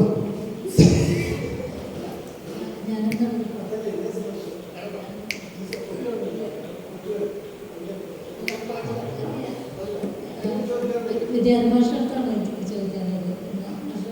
ജയരാജ മാഷ പാട്ട് പാടിയിട്ടാണല്ലോ സിനിമ രംഗത്തേക്ക് വന്നിട്ടുള്ളത്. അപ്പോൾ അതുപോലെ ദശാംസ്വാമി കേട്ടുള്ളൊരു ബന്ധമുണ്ട്. അപ്പോൾ ആ ഒരു കാലഘട്ടത്തിൽ എക്സ്പീരിയൻസ് ആ ഒരു കാലത്തിലെ എക്സ്പീരിയൻസുകൾ ഞാൻ എന്തെങ്കിലും ചെയ്തിട്ടുള്ളത്. അവർ ചെയ്ത് തീർത്ത പാട്ടുകൾ ഈ ലിറിക്കിൻ്റെ വാല്യൂ ലിറിക്ക് എഴുതി കഴിഞ്ഞ് അതിൽ ചേരുന്ന രീതിയിൽ വളരെ എല്ലാവരും ചേർന്ന സംഗീതം അതിന് ചേർത്ത് വെച്ച് അത് മനസ്സിലാക്കി അതിന് ഓർക്കസ്ട്രയൊക്കെ ഉണ്ടാക്കി 2-3 സ്ഥലം ഗേൾസ് തിയേറ്ററിൽ അപ്പോൾ പാട്ടുകാരെടുത്ത് പഠിപ്പിച്ച് റെക്കോർഡിങ്ങിനും വന്നിട്ട് റിഹേഴ്സലിനൊക്കെ പാടാം. ഈ കാലഘട്ടത്തിൽ അതൊക്കെ കണ്ട് അതിലൊക്കെ കൂടിച്ചേരാൻ കഴിയുന്നതാണ് എൻ്റെ ഏറ്റവും വലിയ മഹാഭാഗ്യം. അപ്പോൾ അത് എങ്ങനെ ഉണ്ടാക്കുന്നു, എങ്ങനെയാണ് വരികൾ കിട്ടിയാൽ ആ സിറ്റുവേഷനിലേക്ക് ആ പാട്ട് ചേർത്ത് വയ്ക്കുക, അത് അവർ ചെയ്ത് നോക്കിയപ്പോൾ ഉള്ളൂർ പാട്ട് എന്ന് പറയുന്ന ഒരു വർഷം തന്നെ സിനിമാ സംഗീതത്തിനുണ്ടായത് രാജമാഷ് ചെയ്ത പാട്ടായിരുന്നു. അത് ഈ പറഞ്ഞമാര് മുരളി പറഞ്ഞ പോലെ ശ്രീമഹാദേവന്റെ ശ്രീഗുരു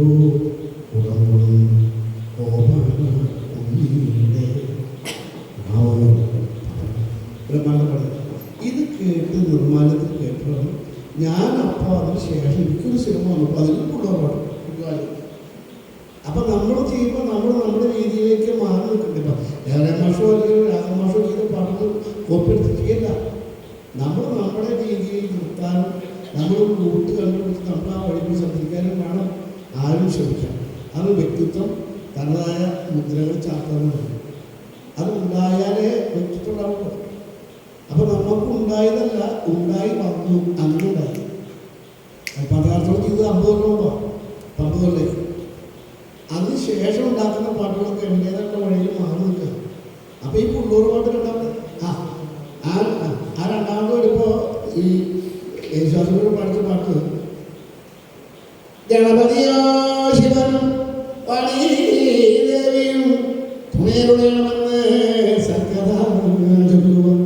കനീമാസത്തേരെ ആയിരമാണിന് പനകറാടിയ കദ്രൂപറ്റുണ്ടായ ചേട്ടനാന്തനോ വസുഗീരക്ഷ കരോടൻ തൊട്ടുള്ളവീരുന്നാകുന്നു. അതല്ല ഈ മാസം തൊട്ടുള്ളൂ ജെൻസി ഫീമെയിൽ വേർഷൻ. ഇത് ആസട്ട പാടി ജെൻസി ഫീമെയിൽ വേർഷൻ അല്ല. അത് ശബ്ദം മാറ്റി പാടിക്കാനല്ല, ഈ വൃത്തിയായിട്ട് പാടുന്നത് ആസട്ടിൻ്റെ ശബ്ദത്തിൽ സുഖമായിട്ട് പാടാൻ അസറ്റ് പാട്ടാണ്. അതല്ല വേണ്ട. സിറ്റുവേഷനിലേക്ക് പുള്ളവന്മാർ മുഴുവിടങ്ങനെ പോയി ഇത് പാടുമ്പോൾ അവർക്ക് ഈ ഭാഷയും സംഗീതവും ഇല്ലാത്ത കാരണം അവർ തൊഴിലായിട്ട് നടത്തുന്ന ആൾക്കാരാണ്, പാട്ട് തൊഴിലാണ് അവരെ. എന്നാൽ ഇതൊരു പുതിയ ക്രിയേഷനുമാണ്. പുള്ളവന്മാർക്ക് ഇത് പാടാൻ പറ്റില്ല. ഇങ്ങനെ പുള്ളവന്മാർ പാടുന്ന വേറെ രീതിയിലാണ്. അതിനൊരു പുതിയ സാധനം നമ്മുടെ അതിൻ്റെ സത്ത പിഴിഞ്ഞെടുത്തിട്ട് വേറെ അതേസമയം ആ കൾച്ചർ വിടാനും പാടില്ല. ഇതാണ് നമ്മൾ ആലോചിക്കേണ്ട വിഷയം. അതുകൊണ്ട്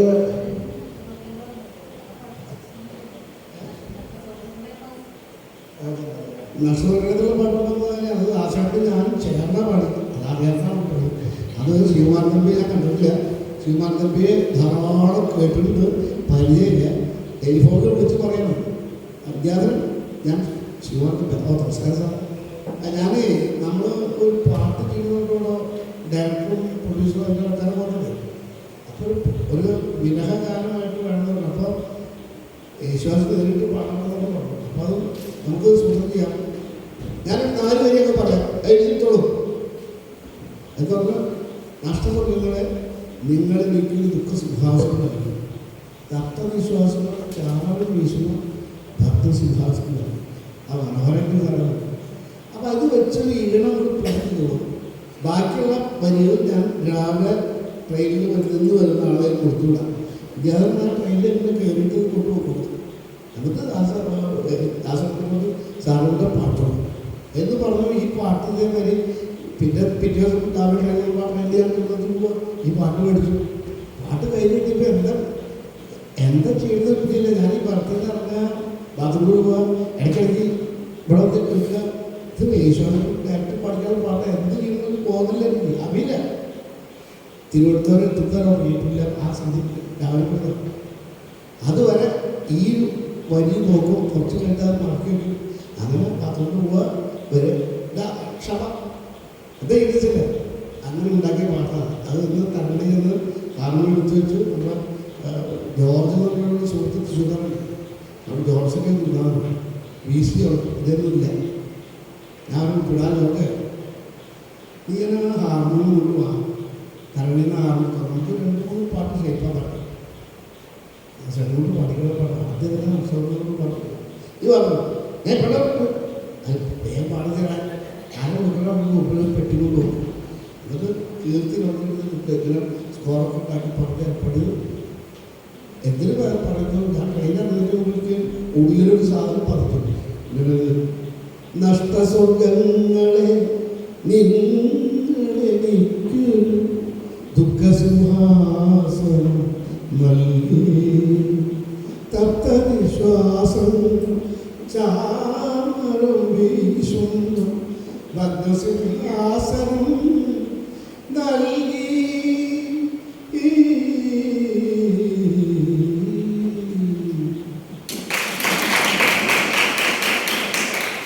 ആ പാട്ട് അങ്ങനെ ഒരു ഇരുന്നിട്ട് മനസ്സിൽ ഭീതി വിടർത്തി മാടിയ മായമയൂരമിന്നവിടെ കൽപ്പന മഞ്ജുമയൂരമിന്നവിടെ അമൃത കുംഭങ്ങള അഭിഷേകമാടിയ ആഷാഢ പൂജാരി എവിടെ അകന്നേ പോയി മൂങ്ങി അലിഞ്ഞേ പോയി അനുരാഗമാണി മറന്നേ പോയി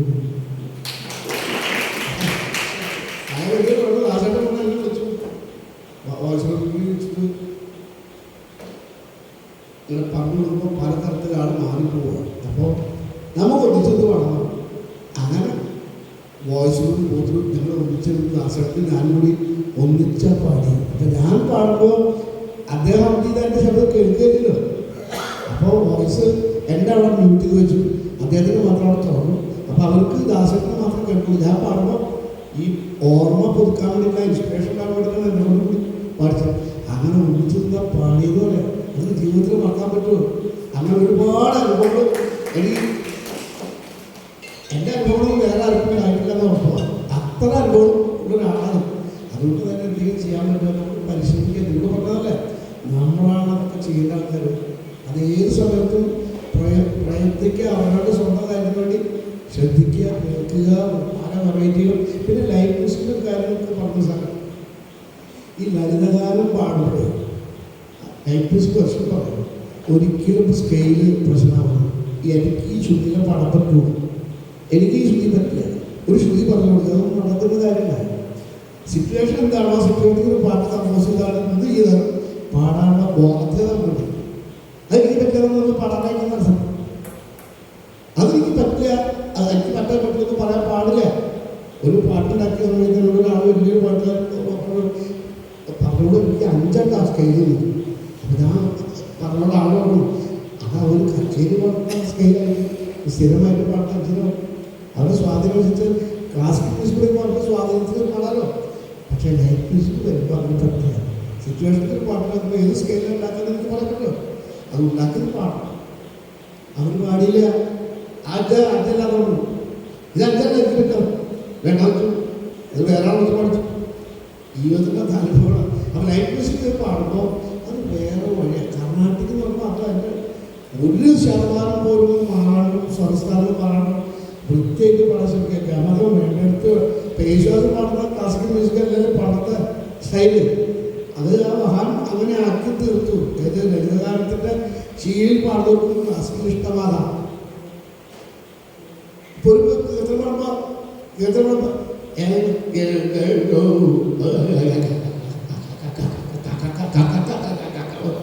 അങ്ങനെ പാടി എന്തിനു കൊണ്ടുപോകും. ആ ഗമകം വേണ്ടിയെടുത്ത് വേണം, അതിന് കേൾവി സുഖം വേണം. അത് കർണാടക സംഗീതത്തിലുണ്ടായ ഒരു അർത്ഥം പറയുന്നത് ഈ ജനങ്ങളില്ലാണ്ട് വന്നതിൻ്റെ കാരണം ആ രീതിയിൽ ശീലിപ്പിച്ചുകൊണ്ടാണ്. പക്ഷേ യേശുദാസ് പറഞ്ഞു ഇങ്ങനെയുള്ള രീതി വന്നപ്പോൾ എല്ലാവരും ക്ലാസിക്കൽ മ്യൂസിക് പഠിക്കുന്നത് താല്പര്യം. അതൊക്കെ ചില സിനിമകളുടെ സ്വാധീനം ഉള്ളതാണ്. ആ സിനിമയുടെ സ്വാധീനമാണ് അങ്ങനെ ഉണ്ടായിരുന്നു. അതുകൊണ്ടാണ് ലൈഫ് മ്യൂസിക്കും കർണാടകത്തിൽ മാറി നിൽക്കുന്നതും. ഏതാണോ രണ്ട് രീതിയിൽ പോകാൻ പറ്റും. യേശുദാസ് ഹിന്ദുസ്ഥാൻ പഠിച്ചാണല്ല രാഷ്ട്രം പഠിക്കുക, കർണാടകത്തിൽ മാത്രം എന്ത് പഠിച്ചു കൊടുക്കുക. എത്ര ഹിന്ദി പാട്ട് അദ്ദേഹം പഠിക്കുന്നു. ഹിന്ദുസ്ഥാൻ ഫാഷനുള്ള പാട്ട് മോളിപ്പോൾ 15 വരെ കടന്നു കഴിയുമ്പോൾ ഹിന്ദുസ്ഥാൻ പഠിക്കുന്നു. ഞാൻ എന്നോട് കുറേ നേരം ഉണ്ടാവില്ല, എന്തായി എനിക്കറിയില്ല. ഹിന്ദുസ്ഥാനി പഠിക്കുമ്പോൾ 15 വരെ കഴിയുമ്പോൾ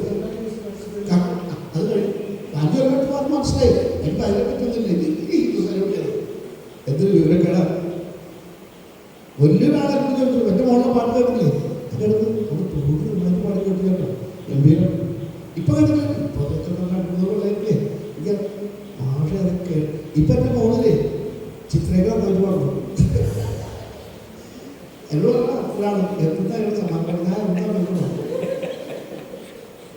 അതിങ്ങനെ പാരൻസ് കിട്ടുന്ന പോലെ അപ്പം അത് കുട്ടിയുടെ കഴിവ് വെക്കാൻ അവർ ഉത്സാഹിക്കുന്നത്. ഓക്കെ, ഏവർക്കും നമസ്കാരം. വളരെ സന്തോഷം നിറഞ്ഞ മുഹൂർത്തങ്ങളാണ് നമ്മളിവിടെ കടന്നു പോകുന്നത്. ആദ്യം തന്നെ വിദ്യാധരൻ മാസ്റ്ററും അതുപോലെ മുരളി സാറൊക്കെ പങ്കെടുക്കുന്ന ഒരു സെമിനാറിൽ ചിറ്റൂർ കോളേജിൻ്റെ അലുമിനി അസോസിയേഷൻ സംഗീതികയുടെ സെക്രട്ടറിയായ എനിക്ക് പങ്കുചേരാൻ കഴിഞ്ഞത് വലിയൊരു സന്തോഷം നിങ്ങളുമായിട്ട് പങ്കുവയ്ക്കുകയാണ്. ഇന്ന് വളരെ കാലിക പ്രസക്തിയുള്ള ഒരു വിഷയമാണ് ജനപ്രിയ ഗാനങ്ങളെക്കുറിച്ചുള്ള ഒരു സെമിനാറാണ് നടന്നത്. അപ്പോൾ അതിൽ എൻ്റെ ഒരു ചില ഓർമ്മകൾ ഞാൻ പങ്കുവയ്ക്കുകയാണ്. പണ്ട് ആകാശവാണിയിലെല്ലാം നമ്മൾ കേൾക്കാറുള്ള ചില കാർഷിക ഗാനങ്ങൾ. നിങ്ങളുടെ നാട്ടിലൊക്കെ എന്തെല്ലാമാണോ പണി, ഞങ്ങളുടെ നാട്ടിലൊക്കെ നാറുനടലാണേ, ഞാറുനടലിങ്ങനടി മോതിരക്കുറത്തി, ഞാറുനടലിങ്ങനെ പിന്നങ്ങനെ പിന്നിങ്ങനെ. വളരെ മനോഹരമായ സാറ് പറഞ്ഞ പോലെ മണ്ണിൻ്റെ ഗാനങ്ങൾ, നാടൻ പാട്ടുകൾ എന്ന് പറയും. അതുപോലെ തന്നെ KPSCയുടെ സാർ പറഞ്ഞ പോലെ പ്രശസ്ത ഗാനങ്ങളിൽ ഉൾപ്പെടുന്നതാണ് ചില്ലുമേടയിൽ പാമ്പുകൾക്ക് മാളമുണ്ട് എന്നുള്ള ഗാനം. അപ്പോൾ അതും വളരെ ജനപ്രിയ ഗാനങ്ങളിൽ പെടുന്ന. ഞങ്ങളെല്ലാം കുട്ടിക്കാലത്ത് റേഡിയോയിൽ സ്ഥിരമായിട്ട് നാടകഗാനങ്ങളിൽ സോങ്ങുണ്ടായി. അപ്പം ഇത്തരം ഗാനങ്ങളൊക്കെ ആസ്വദിച്ചൊരു അനുഭവമാണ്. അതാണ് ഞാൻ പങ്കുവെച്ചത്. അതിനെക്കുറിച്ച് സാറിന് വല്ല അഭിപ്രായമുണ്ടെങ്കിൽ ഒന്ന് ഷെയർ ചെയ്യും. എനിക്ക് അഭിപ്രായ വ്യത്യാസമൊന്നുമില്ല. ഇപ്പോൾ ഈ കുറത്തിപ്പാട്ട് എന്ന് പറഞ്ഞ രീതിയിലൊക്കെ മലയാളത്തിൽ ദേവരാജ മാഷൊക്കെ ധാരാളം ആദ്യം മാറ്റിയെടുത്തിട്ടുണ്ട്. വീണേ വീണേ വീണക്കുഞ്ഞ് എന്നൊക്കെ പറഞ്ഞ പാട്ടിലൊക്കെ അല്ലേ, അതൊക്കെ ഇവരൊക്കെ മാറ്റി ഈ ബേസിൽ നിന്നുകൊണ്ട് മാറ്റിയെടുക്കുകയാണ്. അത് ആ സിറ്റുവേഷന് ചേർന്ന അത് സിനിമയിലെ പാട്ട് എന്ന് പറയുന്നത് അത് സിറ്റുവേഷനിലെ പാട്ടാണ്. ഇപ്പോൾ ഉദാഹരണത്തിന് ഞാൻ പറഞ്ഞു, നമ്മൾ ഗാനമേളയിലൊക്കെ നമ്മൾ ഓർക്കസ്ട്ര നടത്തുമ്പോൾ നമ്മളെപ്പോഴും ആലോചിക്കും, പിന്നെ ആ പാട്ടിന് അങ്ങനെ എന്താ ഒരു ഓർക്കസ്ട്ര വന്നത്. ഒരു മെലഡി പാട്ട് പാടിക്കൊണ്ടിരിക്കും. ആ മെലഡി പാട്ട് പാടുമ്പോൾ ഉടനെ തന്നെ കട്ട് ചെയ്തിട്ട് ബാക്കിലൊക്കെ ഹൊറർ വരുന്ന രീതിയിൽ ഒരു മ്യൂസിക് വരുന്നു. അപ്പോൾ നമ്മളത് ഓർക്കസ്ട്രക്കാർ വായിച്ചത് പാടുകയൊക്കെ ചെയ്യും. പക്ഷേ അത് സംവിധായകൻ്റെ നിർദ്ദേശമാണ്. കാരണം അവിടെ പാട്ട് പാടിക്കൊണ്ടിരിക്കുന്ന ആളുടെ പെങ്ങളോ ഭാര്യയോ അല്ലെങ്കിൽ വേറെ ആരെങ്കിലോ കാമുകയോ ആരെങ്കിലും ബലാത്സംഗം ചെയ്യപ്പെടുന്നതാണ് ഇത് കട്ടിയിട്ട് അവിടെ കാണിക്കുന്നത്.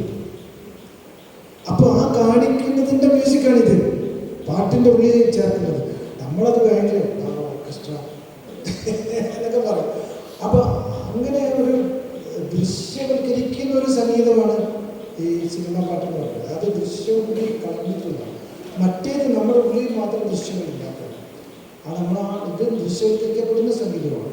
അപ്പോൾ അതുകൊണ്ട് ഞാൻ പറഞ്ഞ അപ്ലൈഡാണ് ഇത്. അതിന് ആ രീതിയിലുണ്ട്. അത് ഏത് പാട്ടുശാഖയ്ക്കായാലും നമ്മൾ പറയുന്ന കുട്ടികളുടെ പാട്ട്, മറ്റേ പാട്ട് ഒരുപാട് പാട്ടുകൾ ശാഖകളുണ്ട് മലയാളത്തിൽ. അതിലൊക്കെ പാട്ടുകൾ ഇതിൽ അഡോപ്റ്റ് ചെയ്തിട്ടുണ്ട്. വിദ്യാധരൻ മാഷ പോലത്തെ ആളുകൾ. വിദ്യാധരൻ മാഷത്തിൽ നേരത്തെ അതിനെക്കുറിച്ചുള്ള ധാരണയുമുണ്ട്. ഞാൻ മാഷ പരിചയപ്പെട്ട് ഒരുപാട് ധാരണ. മാഷക്ക് ഞാൻ മനസ്സിലാക്കുന്നത് മാഷക്ക് ക്ലാസിക്കൽ മ്യൂസിക്കിൻ്റെ ബേസും ഉണ്ട്, അതേസമയത്ത് ഈ ഫോക്കിൻ്റെ വളരെ കൃത്യമായ ബേസും ഉണ്ട്. കൃത്യമായിട്ട് അറിയാം അതെന്താണ്, ഓരോന്നും എങ്ങനെ പാടണം, എവിടെയൊക്കെ എങ്ങനെ കൊടുക്കണം എന്നുള്ളത് കൃത്യമായിട്ട് അറിയണം. അപ്പം അത് നിങ്ങൾ ആർജിക്കണം എന്നാണ് എനിക്ക് പറയുന്നത്. അത് അവഗണിക്കുകയല്ല വേണ്ടത്. പഠിക്കുന്നതിനോടൊപ്പം നിങ്ങൾ ഈ ക്രിയേഷനിൽ പോകാൻ വേണ്ടിയിട്ടുള്ള സംവിധാനം ഉണ്ടാക്കണം. നമ്മളിന്നൊരു വലിയ മഹാനായിട്ടുള്ള ഒരു സംഗീതജ്ഞൻ്റെ പേരിലാണ് നമ്മളിവിടെ കൂടിയിട്ടുള്ളത്. വെച്ചൂർ ഹരിഹര സുബ്രഹ്മണ്യൻ എന്ന് പറയുന്നത്. എന്തുകൊണ്ടാണ് ക്ലാസിക്കൽ മ്യൂസിക്കിന് അപ്പുറത്തുള്ളൊരു സബ്ജക്റ്റ് തിരഞ്ഞെടുത്തത് എന്ന് പോലും ഞങ്ങളുടെ ഇടയിൽ പോലും ചിലപ്പോൾ ചർച്ച ചെയ്തിട്ടുണ്ടാവാം. ക്ലാസിക്കൽ മ്യൂസിക് പോലെ സാറിനെ ഞാൻ മനസ്സിലാക്കിയെടുത്തോളം, സാർ എന്നെ പഠിപ്പിച്ചിട്ടില്ല പ്രസാദനൊക്കെ പഠിപ്പിച്ചത്. പക്ഷേ ഞാൻ സാറിന് വലിയ അടുപ്പമായിരുന്നു. അതുകൊണ്ടാണ് ഞാൻ ഈ വടക്കൻ കേരളത്തിലുള്ള വടകരക്കാരനെ പോയിട്ട് തിരുവനന്തപുരത്തെ ട്രസ്റ്റിലൊക്കെ ചേർന്നത്. പക്ഷേ എന്നും ഇതിനെയൊക്കെ റെസ്പെക്റ്റോടുകൂടി കണ്ടതാണ്. ഈ പുതിയ സംഗീതത്തിനെയും പുതിയ പാട്ടുകാരെയും പുതിയ ആളുകളൊക്കെ പാടെ തിരസ്കരിച്ച ഒരാളായിട്ട് എനിക്ക് തോന്നിയിട്ടില്ല. എല്ലാം കൂടെ അതിൻ്റെതായ പ്രാധാന്യത്തോടുകൂടി കണ്ടിട്ടുള്ളതാണ്. അപ്പോൾ ഉദാഹരണത്തിന് ഞാൻ പറയുകയാണെങ്കിൽ, ഞാൻ സംഗീത കോളേജിൽ പഠിക്കാൻ ചേരുന്നത് ഇവരൊക്കെയുള്ളൊരു ബോർഡിന് മുമ്പിൽ ഞാൻ പാടുന്നത് ക്ലാസിക്കൽ ഒരു പാഠം പോലെയല്ല. ഞാനൊരു ലൈഫ് മ്യൂസിക്കാണ് പാടുന്നത്. പക്ഷെ എന്നെ തിരഞ്ഞെടുത്തു. എൻ്റെ കാര്യം എനിക്ക് ആ ബേസിക് ടാലൻറ്റ് ഉണ്ടെന്ന് മനസ്സിലാക്കിയാൽ മതി. പഠിക്കുന്ന ആളത് പഠിപ്പിച്ചോളും, അവർക്കറിയാം. യെച്ചൂർ സാറും വർമ്മ സാറും ഇരിക്കുന്ന ഒരു ബോർഡിന് മുമ്പിൽ നമ്മൾ പാടുമ്പോൾ യെച്ചൂർ സാറിന് കൃത്യമായിട്ട് അറിയാം, പഠിപ്പിക്കുന്ന ഞങ്ങൾ ഇവിടുന്ന് പഠിപ്പിച്ചോളാം, ഇതുപോലത്തെ പിള്ളേരെ കിട്ടണ്ടേ, പഠിച്ച് ചീത്തയാക്കാത്ത ആളെ കിട്ടണ്ടെന്നുള്ള അവരുടെ മനോഭാവം. അപ്പോൾ അത് നിങ്ങളും അത് കണക്കിലെടുക്കുക. ഈ ഒരു പരിപാടി കൊണ്ട് നമ്മൾ അവശേഷിപ്പിക്കുന്ന അതാണ്. ധ്യാനമാഷമായിട്ട് കൂടി ഒരു ശ്രദ്ധിക്കാൻ പറ്റി. പിന്നെ ഒരാളുടെ കൂടെ ഒരു ദിവസം ചെലവഴിക്കുക എന്നുള്ള പ്രധാനപ്പെട്ട കാര്യമാണ്. അത് നമുക്കിത് സാധിച്ചു, കുറച്ച് പേർക്കെങ്കിലും സാധിച്ചു. പിന്നെ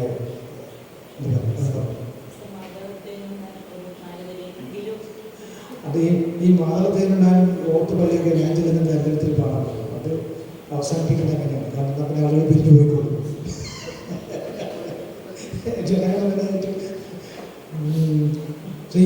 ഇത് ഒരു വേറെ പാട്ട് വരുമ്പോൾ നമ്മൾ ഈ പറഞ്ഞെല്ലാം വാങ്ങി വേറെ പാട്ടിലേക്ക് പോകും. അതാണ് ഒരു കുഴപ്പം. മദനത്തേനും പാറി പറന്നു വന്ന മാണിക്യക്കുയിലാളേ, നീയെവിടെ നിന്റെ കൂടെവിടെ, നീ പാടും പൂമരമെവിടെ,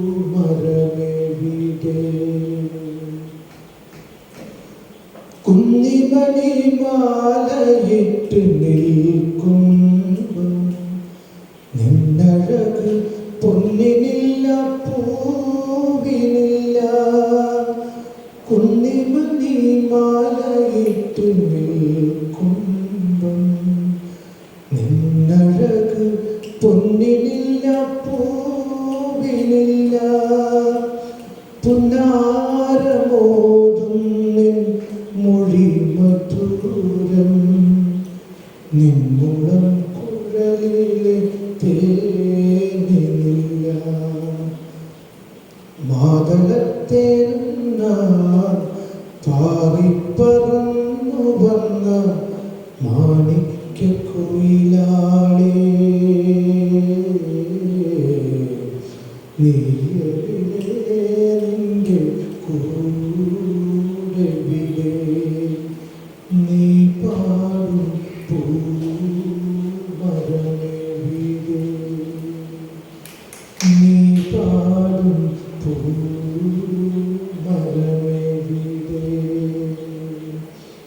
നീ പാടും പൂമരമെവിടെ.